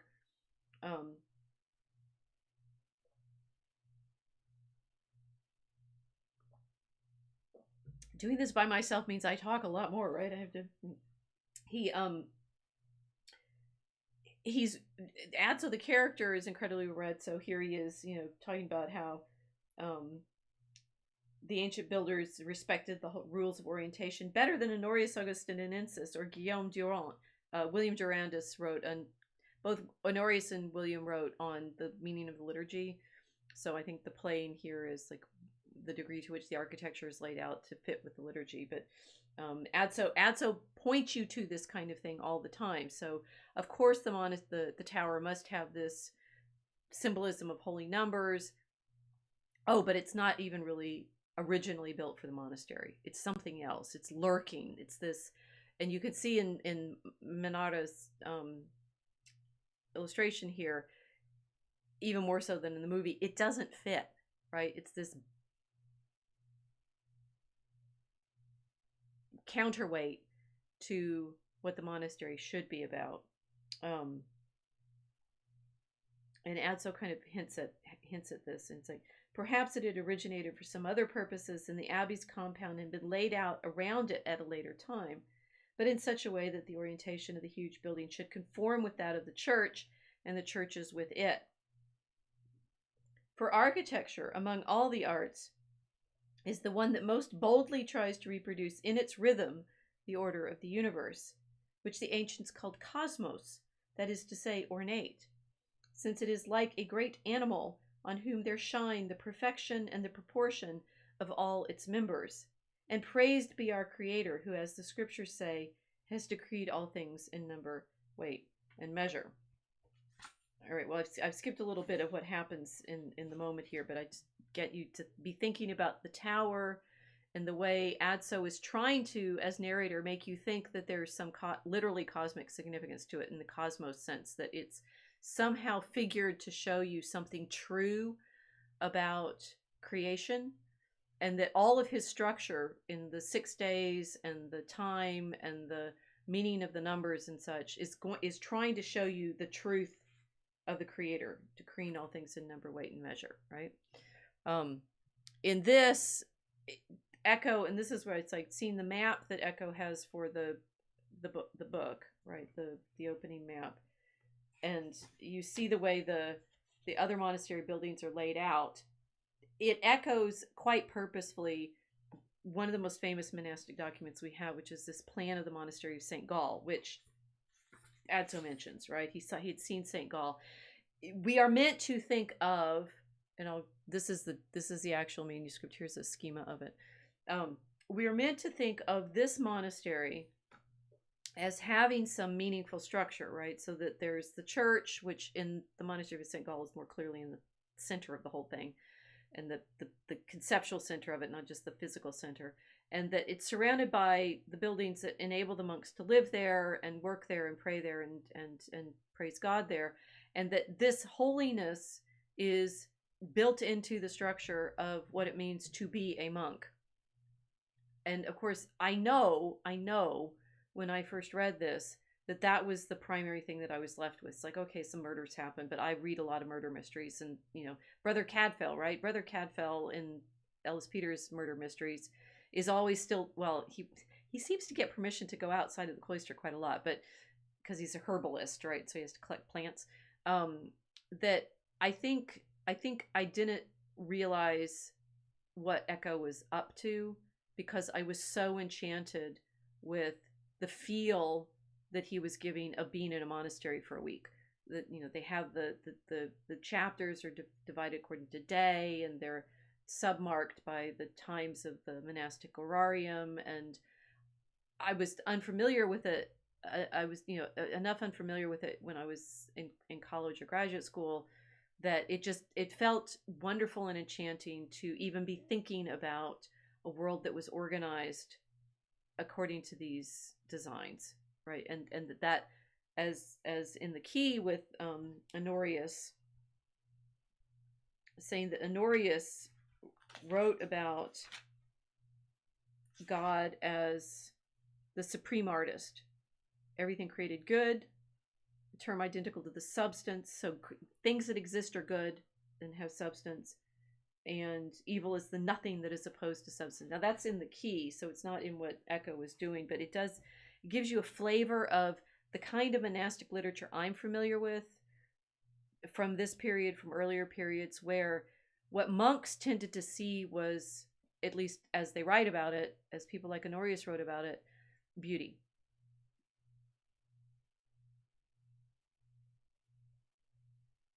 That's not what this story is about, is it? Or is it? Wait, what? Okay, so as they're going to, whoops, okay, let me go back to the, I'll imagine they're showing up at the monastery, right?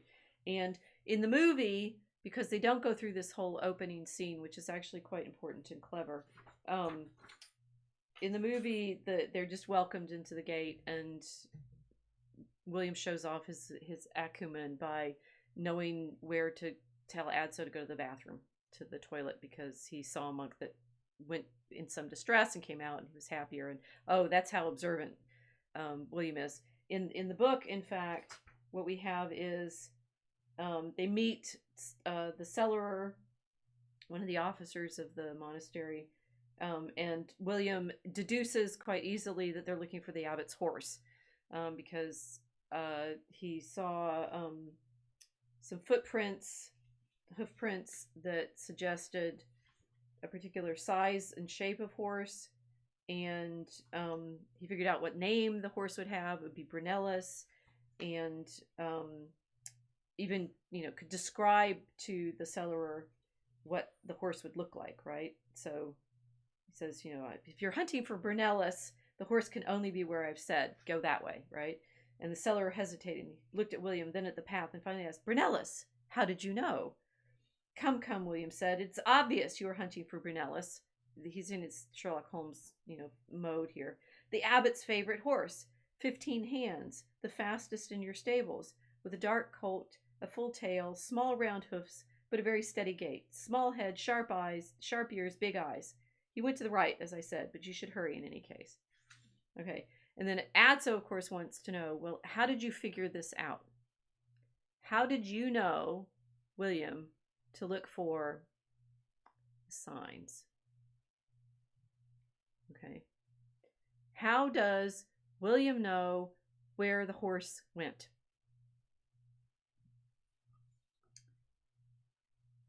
My good Adso, my master said, during our whole journey I have been teaching you to recognize the evidence through which the world speaks to us like a great book. Alanus de Ensilis, that's Alan of Lille. I also worked on his commentary on the Song of Songs in Praise of Mary.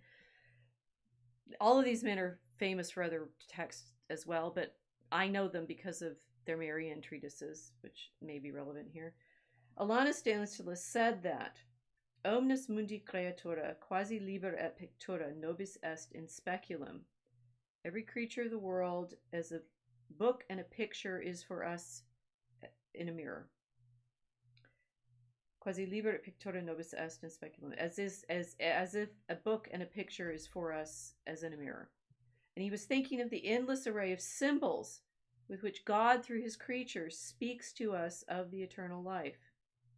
But the universe is even more talkative than Alanus thought, and it speaks to us. It speaks not only of the ultimate things, which it does always in an obscure fashion, but also closer things. And then it speaks quite clearly. I'm almost embarrassed to repeat to you what you should know. And they go through the proof, and he's saying he figured out he knew the horse's name would be Brunellus because that's the example horse in every logic problem, and he knew it would be it would look a particular way because that's the way Isidore describes the beauty of a horse. So even if the horse didn't look like that, that's what the monks would see. And so we're saying William in his Sherlock Holmes character is proving his understanding of both the way people project images onto the world and see what they want to see, and the way in which the creatures speak to us of their reality.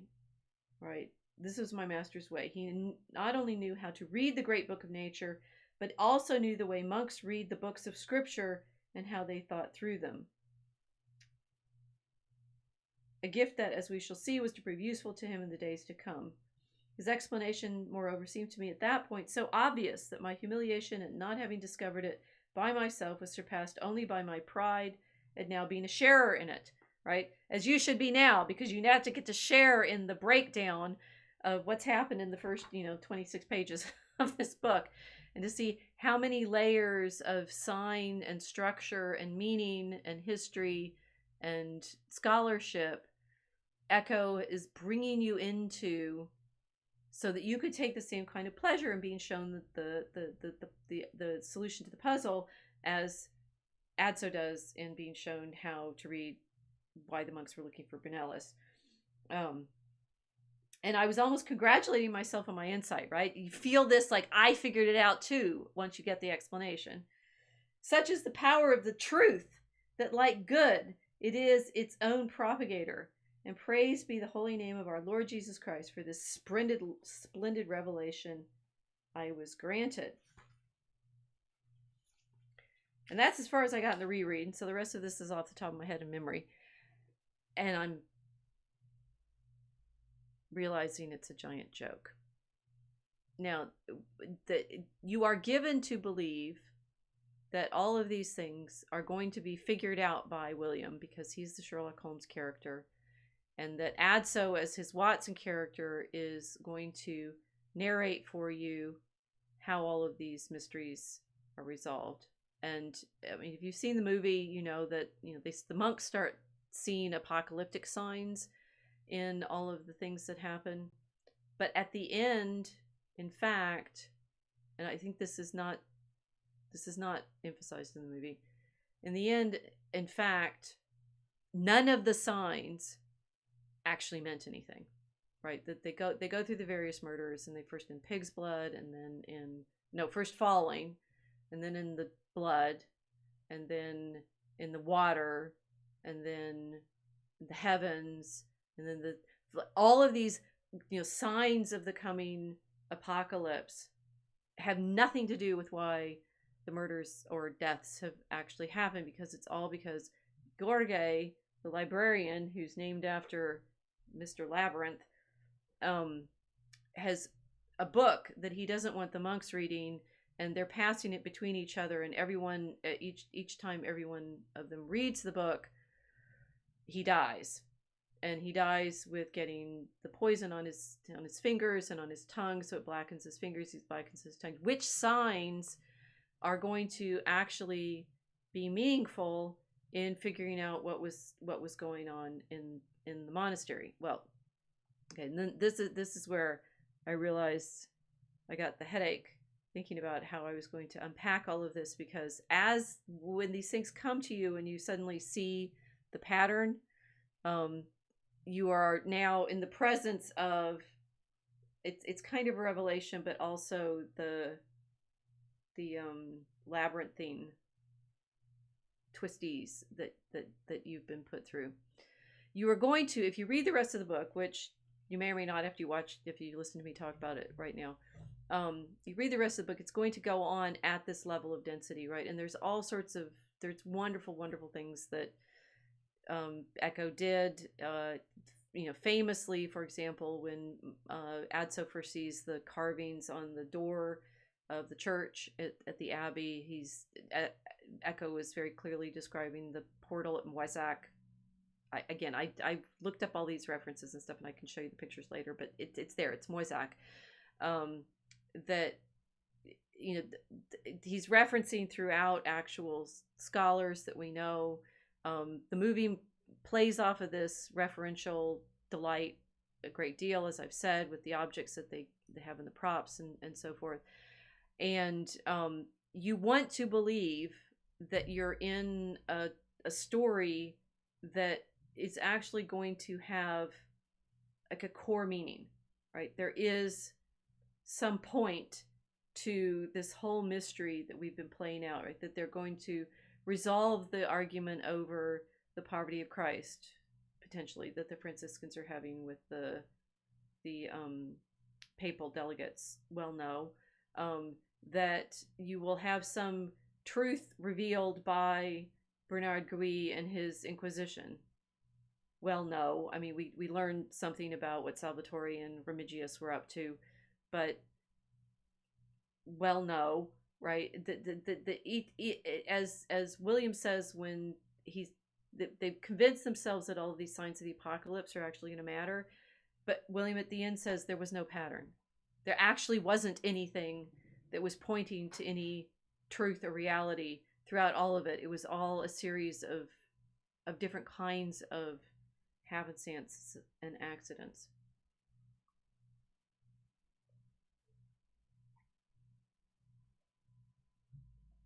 And you start wondering, it's like, what is this book that I'm reading? And the one thing that someone asked me in Social Galactic, saying, I hope you explain, is what's the title mean, right? Why is this book called The Name of the Rose? Well, at the end, we have Adso being, somewhat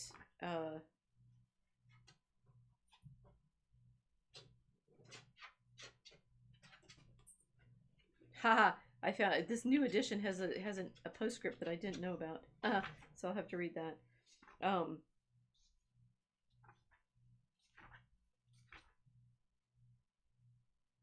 yes, at the end it just says there's too much confusion here. There's mystery, and what we end up with at the end, yes, is Adso complaining. It's cold in the scriptorium. My thumb aches. I leave this manuscript.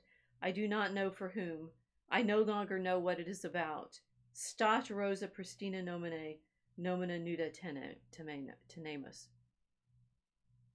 I no longer know what this is about. It ends exactly the way I felt Foucault's Pendulum ended, and I was pissed off at that, right?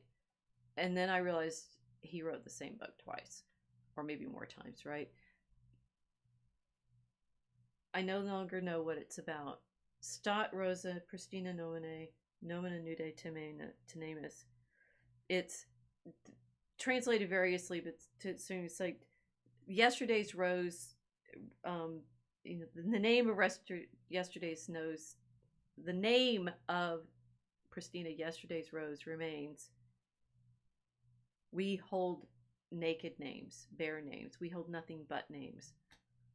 The name persists. There's a name, the rose. There's a name of the rose, and that's all we have. A name, a word, right? And the giant joke throughout all of this is nominalism, right? That William of Ockham is famous as a nominalist, saying that, and that's what William of Baskerville had said at the beginning.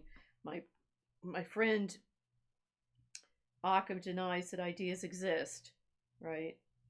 I say to you, God wishes them to be. Certainly they are already in his mind, even if my friend Ockham from Ockham denies that ideas exist in such a way. What William of Ockham denied was the existence of universals. He denied the existence of idea. I mean, the best way of thinking about it is Platonic ideas, but in the logical, grammatical description of things, the universals are the existence of something. Like there's rose. Is there such a thing that exists of all roses? And what Adso ends up with at the end of the story is the only thing there is the name. Nothing else.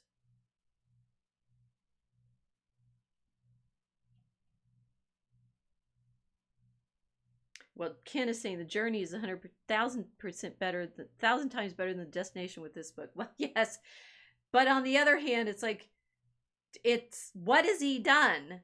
Okay, so it took me 2 hours nearly to read 20 pages to get you to the level of the, like, you get drawn in, you think you're going to find that horse, you think that the creatures are going to point you to something meaningful, you think that all of this scholarship and learning and Mabillon and his manuscripts is all going to mean something for you in the end. And we have, by the end, a story where the narrator is telling you it's an empty name. It's an empty word.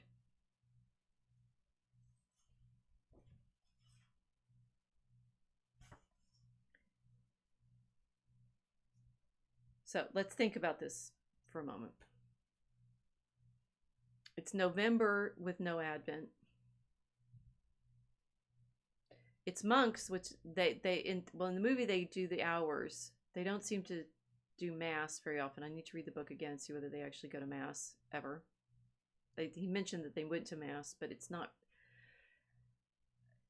the pattern that William thinks he can find in the deaths means nothing, right? The apocalyptic signs are ridiculous and accidental. And it's all revolving around a book, which, if you've seen the movie, and I do want to actually do another stream, I think, on the humor problem, the humor question, because I've used the conversation they have in the scriptorium about the Aristotle and the poetics and the comedy, right? This is, in unauthorized community, you all are, quite primed to be caring about Aristotle's rhetoric and know that he wrote the poetics on tragedy, and there should be a book on comedy, but we don't have it.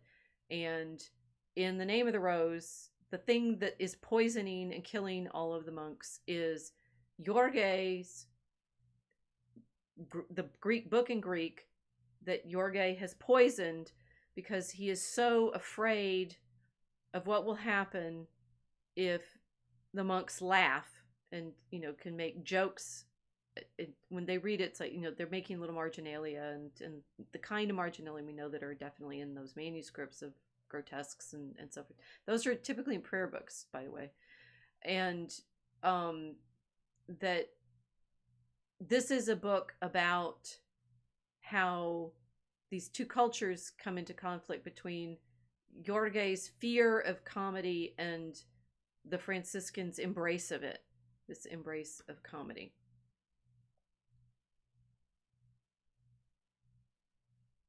And by various accidents, by the end, the library burns down and there's no library. Likewise, in the book, not in the movie, the girl that Adso has the porno scene with escapes. In the book, she dies. She burns too. So the library burns, the girl burns, and Adso ends up in this. All we have are the empty names. I'm just going to land on this, sit here for a minute.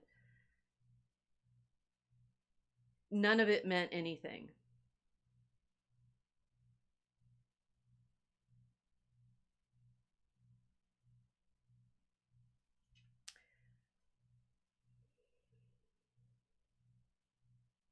And you are given to believe, because this is such a well-crafted book, that philosophically it's the nothing that is the truth, right?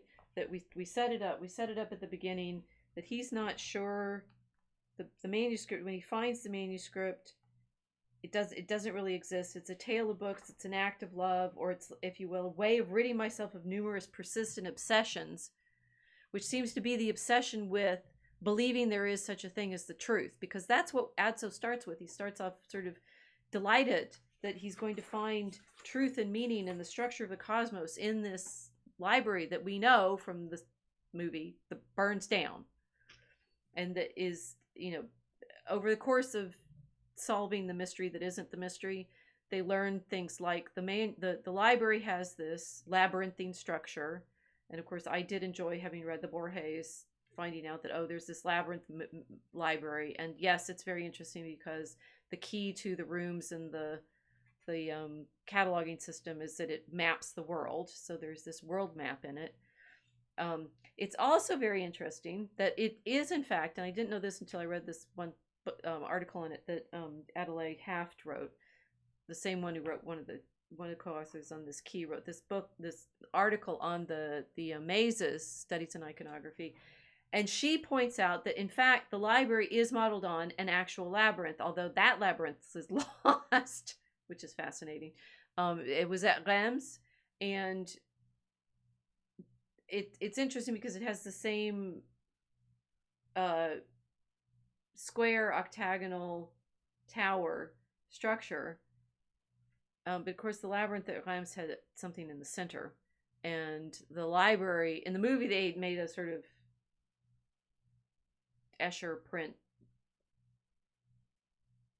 later Hogwarts style staircase between all the different, in the actual map in the book, I think it's a single floor, and they just have to go in the maze as a flat thing. There's nothing in the center in the book's library labyrinth. It's just an empty core. Okay, so what do I think now that Eco has done? Now, I would say that the thing that I was most impressed with, it's the porn scene. And what I hinted throughout Eco, like, I was paying attention to at about the time that I read this book, was people like Honorius Augustinensis writing The Seal of Blessed Mary, which was a commentary on the Song of Songs. And Alan of Lille, Alanus de Lincilis, also writing a commentary on the Song of Songs in praise of the Virgin Mary. And therefore, of course, when I got, and I was also reading this, Christian Slater is a few years younger than me, so he wasn't that much younger than, I wasn't that much older than him when I saw the movie, right? And okay, yeah, the porno scene is quite porno. I watched that last night. In the movie, I don't remember what he says, right? In the book, what he says is quite significant. Okay, so Adso is in the kitchen, which is in the ground level of the library, which is the three-tier structure of the library is quite interesting. The kitchen, there's the bodily functions on the bottom, the scriptorium, you can say the mental level, and then the hidden heavenly books level is at the top, right? So it's a tripartite structure from the body to the mind to the soul, which is quite clever and nice. And Adso has come across this girl. I won't show you her. I was showing some pictures in the Turkish baths in class yesterday, and some of the men look nervous. And I'm like, okay, I won't do this to you guys. You can just look at the labyrinth, and listen to what's happening in the basement of that tower.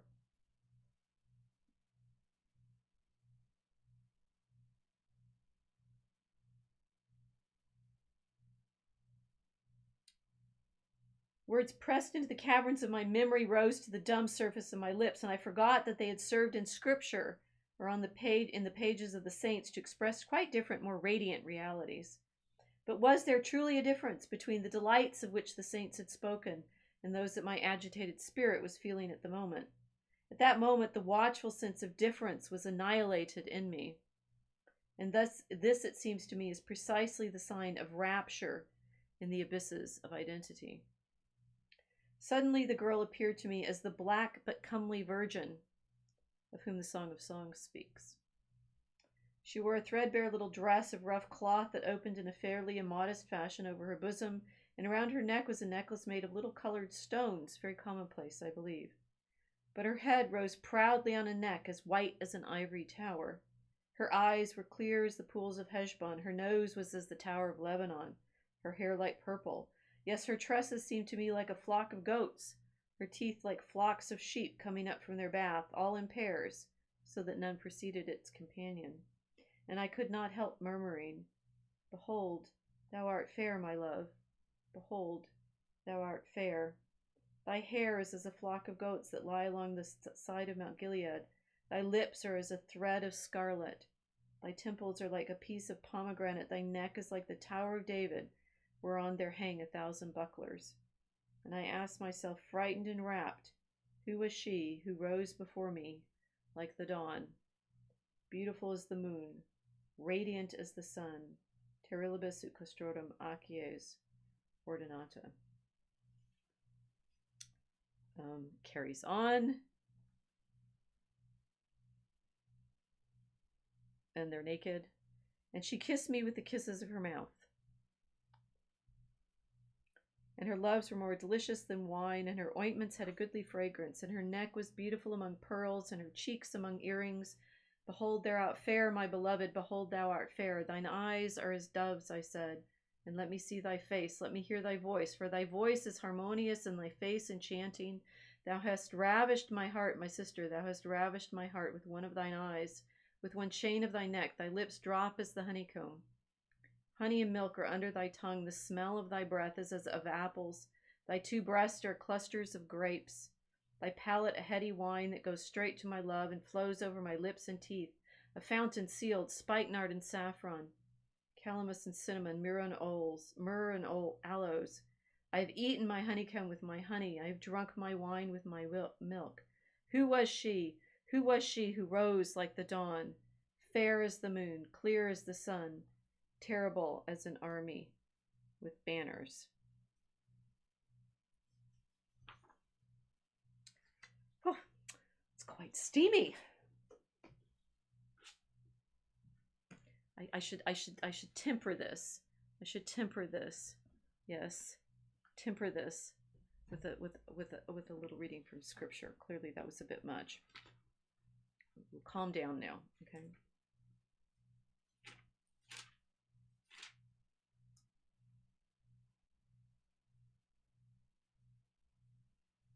Oh dear. How beautiful art thou, my love, how beautiful art thou. Thy eyes are dove's eyes, besides what is hid within. Thy hair is as a flock of goats which come up from Mount Gilead. Thy teeth as flocks of sheep that are shorn, which come up from the washing, all with twins, and there is none barren among them. Thy lips are as a scarlet lace, and thy speech sweet. Thy cheeks are as a piece of pomegranate, besides that which lieth hid within. Thy neck is as the Tower of David, which is built with bulwarks. 1,000 bucklers hang on it, all the armor of valiant men. Thy two breasts are like two young roes that are twins, which feed among the lilies. Till the day break and the shadows retire, I will go to the mountain of myrrh, to the hill of frankincense. Thou art all fairer, O my love, and there is not a spot in thee.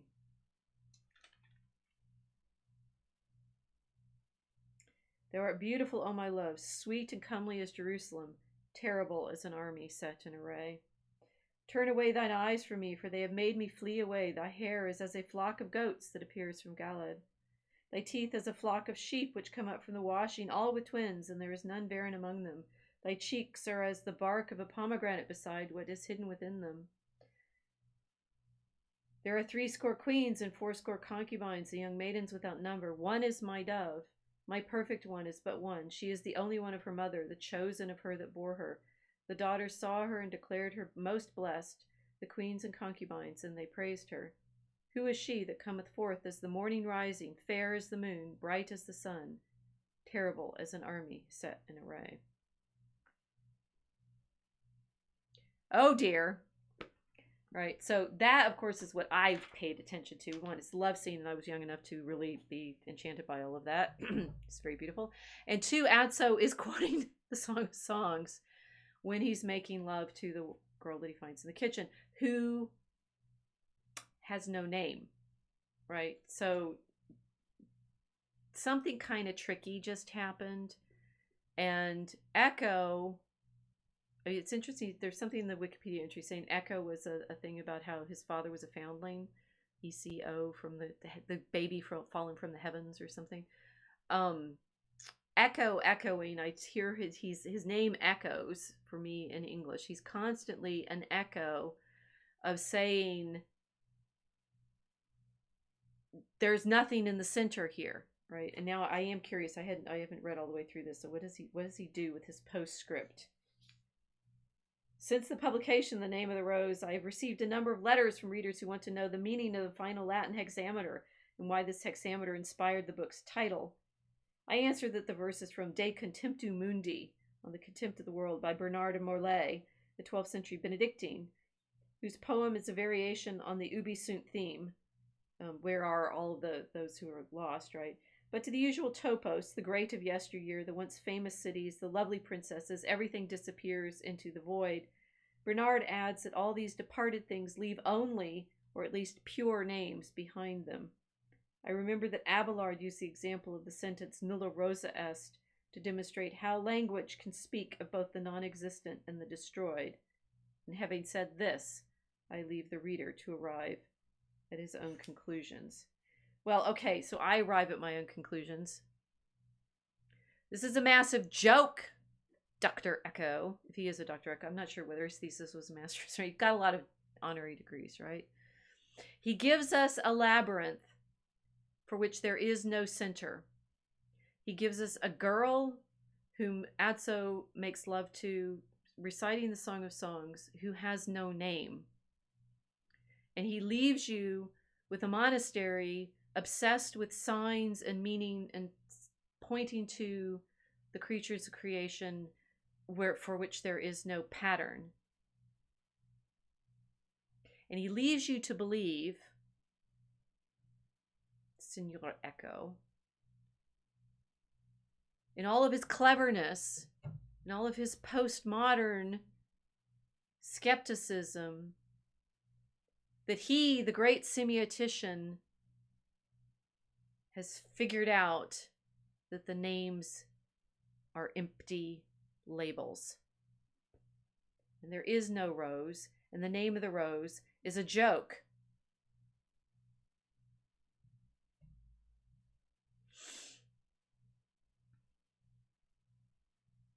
Yeah, well, they're better labyrinths, and they're better ways to answer this mystery.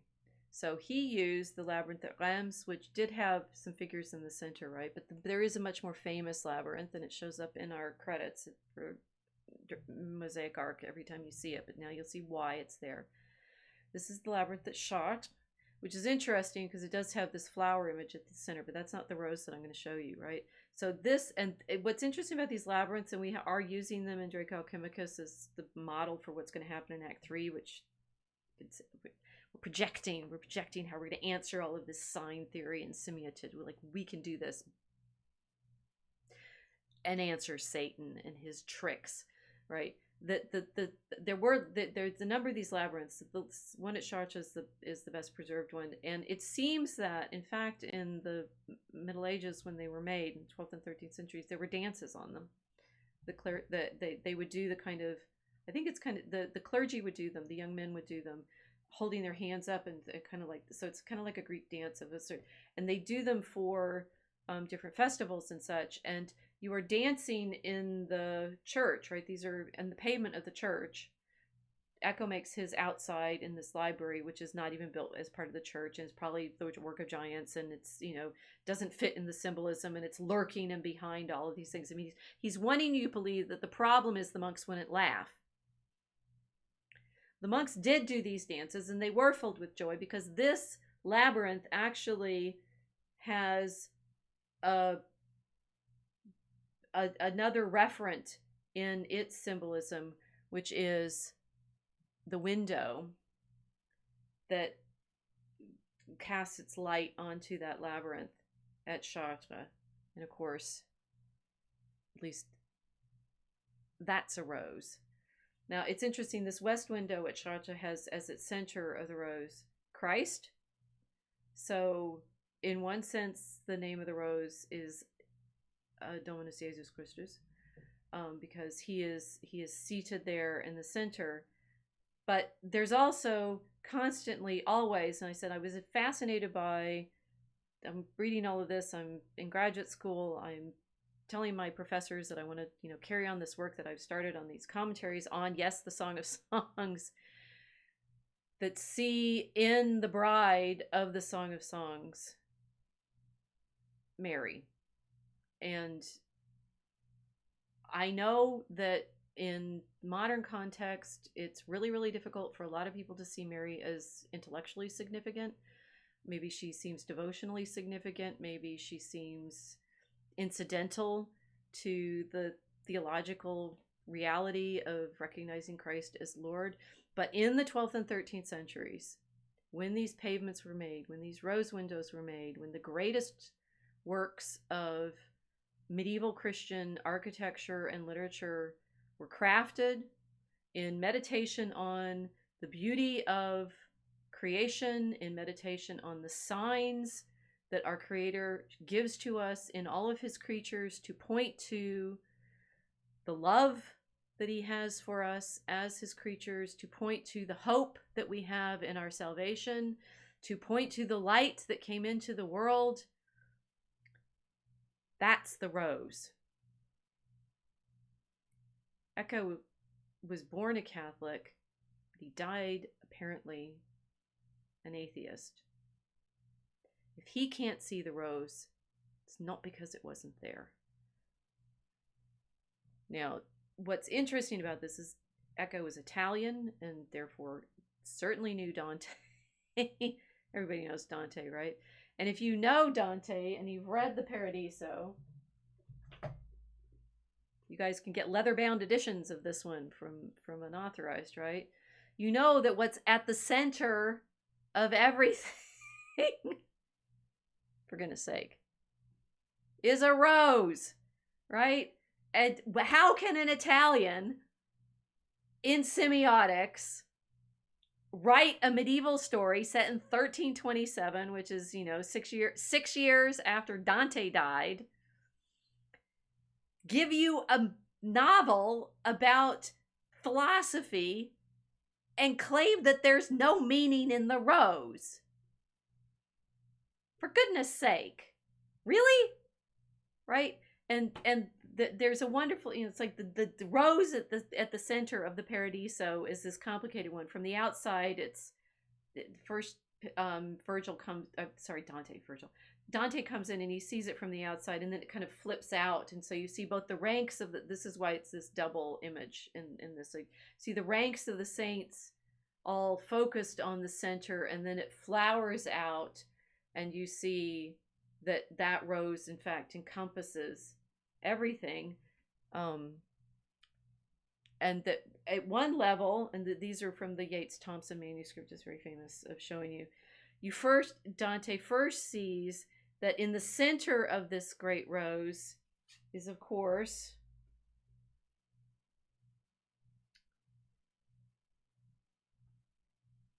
Mary. And what he's encouraged to look upon by Bernard of Clairvaux, who's pointing to his guide by this time of the contemplative ascent. He's telling him, now at this point in seeing the rose, now look at that face which resembles Christ the most, for only in its radiance will you be made ready to look at Christ. Now you remember what Eco did at the beginning with when Adso starts writing, and he says, in the beginning was the Word, and the Word was with God, and the Word was God. Yes, Christ, right? This is the incarnational promise of Christmas, that God enters into his creation, and that's why these windows are so important, because they are showing the ones with Mary in the center are showing the light entering into the world. The light comes into the world. This is an Advent story. This is a November story, and there's nothing of Advent in it. This is a despairing book. I think it should be burned by the time I finished with this exercise, because you realize this book, if you're a Christian, is laughing at you. It's what I said at the beginning of this stream. What would you do if you, as a scholar or a librarian, realized that you had a book in your collection that made a joke of your truth? That's what Jorge, he's so worried about, oh, the monks might laugh at God. Eco has, of course, written a book laughing at, oh, aren't you silly to think that there was something in that rose? This was the beginning with God, and the duty of every faithful monk would be to repeat every day with chanting humility the one never-changing event whose incontrovertible truth can be asserted. But we see now through a glass darkly, and the truth before it is revealed to all face to face we see in fragments. Alas, how illegible, in the error of the world. So we must spell out its faithful signals, even when they seem obscure to us, and as if amalgamated with a will wholly bent on evil. Adso, he may end in despair that there's no, the names, and that's all we have. He started in despair. He started with this, we are supposed to believe in the incarnation. We should chant this all the time, but actually we can't really see, and there's no reality, and there's no rose. Now, I don't know what's going on for Eco, but that's what he had to write, because what Dante ends with is not just the rose that is most like the face of Christ, but the rose.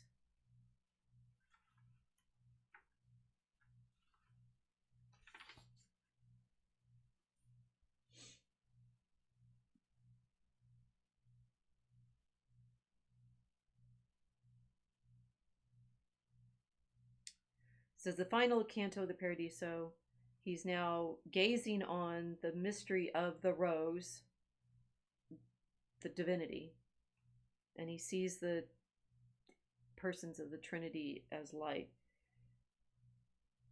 Now, even in the things I do recall, my words have no more strength than does a babe wetting its tongue still at its mother's breast, which is interesting. It's like the incarnational desire for the baby.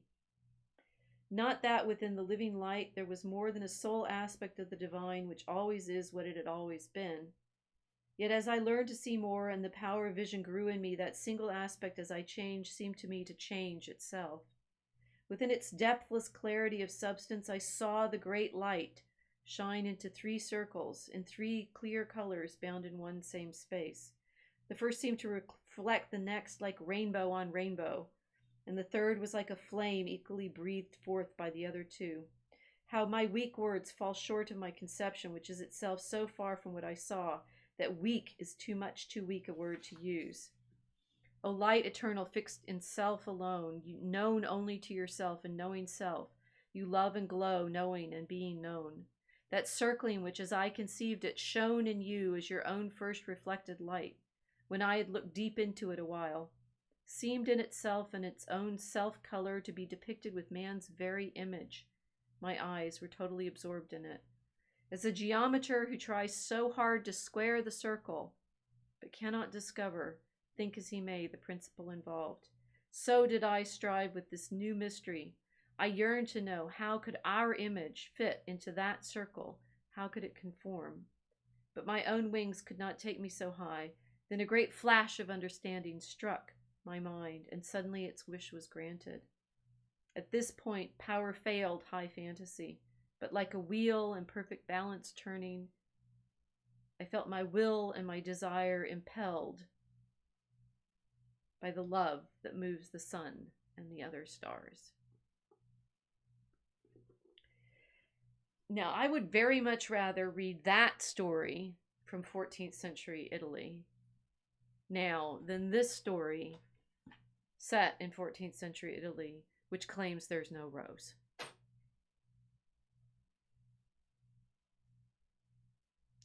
I have some more thoughts about what we do with comedy, but I resent the joke. And I recognize that when I read Foucault's Pendulum, I was able to pick up on it because I wasn't so enchanted by the idea of my own knowledge. Ironically, right? That when I read The Name of the Rose, I wanted to be part of the Adso secret, right? I wanted to be there with William, having things explained to me. I wanted to believe that, it was cool to be able to read it with all this key.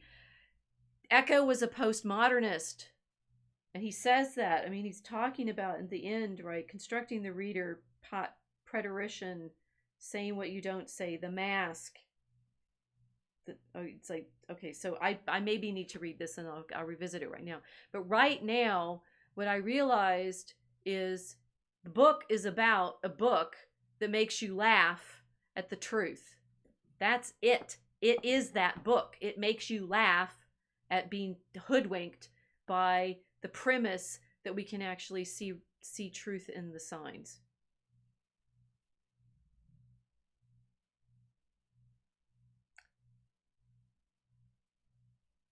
Any questions?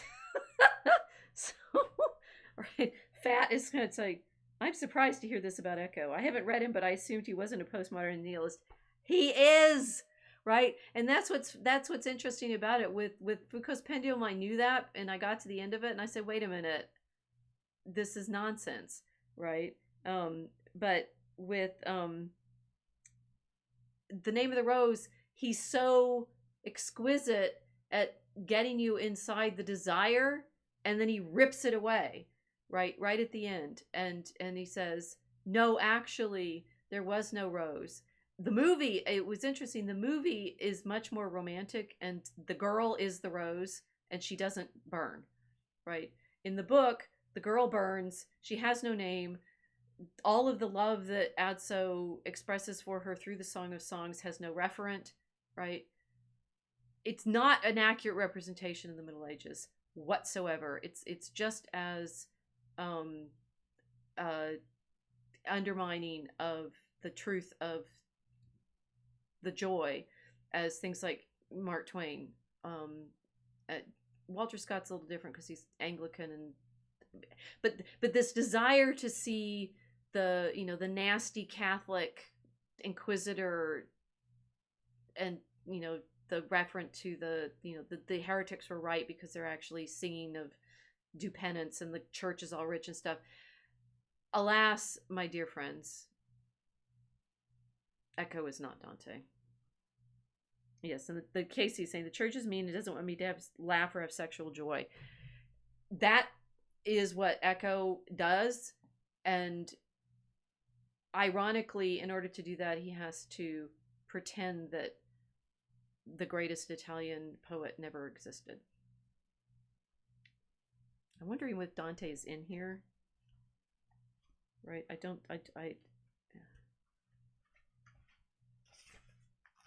will now look him up. Dante does not appear in the key. So you end up on another Alighieri.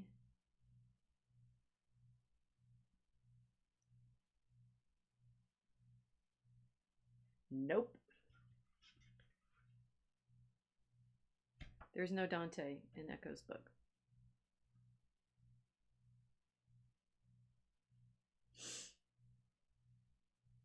Sorry. And what's ironic about this is one of the reasons I'm thinking so hard about a lot of these things is I'm reading yet another of these Marian treatises written by a Florentine in Dante's lifetime, someone who Dante probably very likely knew in person, because Dante is known to have gone to listen to disputations at the Franciscan convent of Santa Croce. And the author whose work I'm working on right now, Servus Sanctus of Faenza, wrote one of these magnificent Mariales in which he explicitly sees Mary in all the creatures. And maybe I'll tell you about actually the joy of medieval Christianity in another stream. Servus Sanctus does exactly what William of Baskerville says we can do, which is study the philosophers and find traces of the Creator in all of the creatures. And he says, Servus Sanctus says, and these Mary is the pattern, the exemplar for all these creatures, showing us the joy of the Creator. Servus Sanctus is delightful in a lot of other ways. He has wonderful things saying. Grammarians should never stop trying to explain even the most basic parts of their art, because everybody, it's like you need to do basic elementary education as well as high Aristotelian philosophy.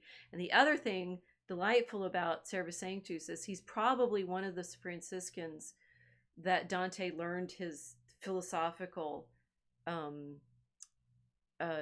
got his philosophical training from, including reading Aristotle for the creatures, because Servus Sanctus, the Franciscan active in Santa Croce in 13th century Florence, cites Aristotle constantly. Other of his brothers did as well. The Franciscans are reading Aristotle for sure. That is what William of Baskerville is doing. But of the Franciscans that we know that inspired Dante, they can see the rose.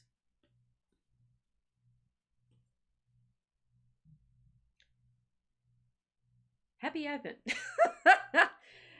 I will keep reading this. I do want to go through some about the theories of humor and stuff, but recognize the book itself is a joke on itself, alas. Okay. Any questions? I know there's always a bit of delay, so I don't know whether if you're still asking questions or is sitting there going, "Oh dear." Yes. No. Eco was a postmodernist as a semiotician, undermining the sense of the joy in finding the signs are meaningful.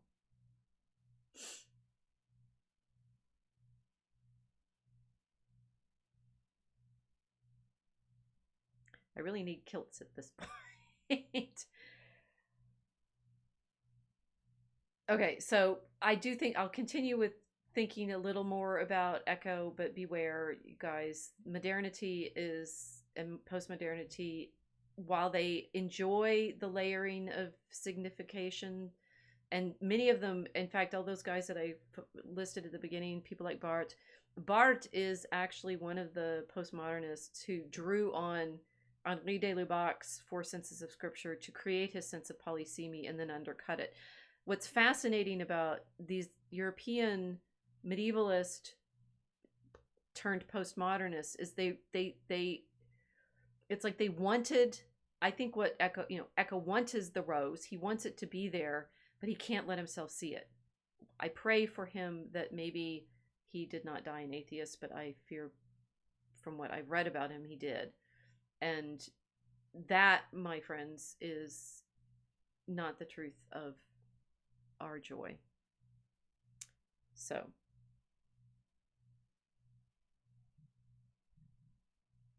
we look out over the mountains and we see the joy of the world. And I had this, it's like, what am I going to do with this book now? Am I going to burn it? I'm going to read it. In the movie, William is there. He's trying to save all of these books. And I will tell you, I couldn't get a screenshot of this that he sees it, but watch the movie and I'll prove that one of the props that they found was a book that I actually spent some time studying. These are all digitized now, so you can see them in I went to go see it for real, but it's in Madrid. And when they make these prop books, they use pretty pictures, but they don't necessarily put them next to each other in the way they do. But this one was very interesting because they used the acrostic page from this opening, right? Not the Alpha and Omega page of the Cairo, but they used the acrostic page, which is the name of the scribe saying, pray for me, right? And this peacock, right? You can see in the opening of it, this is a copy of Gregory the Great's Moralia and Job that's made in Spain in the late 10th century. It's one of the earliest and most beautiful Mozarabic books that we have. So this gesture, honoring Jorge Burgos in the movie, because they also have a Beatus. They have a Beatus Apocalypse in the movie, but they also use this Gregory the Great, Moralia and Job. And what's interesting is in this manuscript, the scribe describes himself and the effort that he went to make this beautiful book. So it's an appropriate prop to be having there as one of the books that William saves. But when Gregory the Great read Moralia and Job, he actually saw the hope of our salvation, not the despair of the nothingness and the trial that we're put into by Satan. So take heart and be hopeful and recognize that the name of the rose is our Lord Jesus Christ. Thanks for joining me.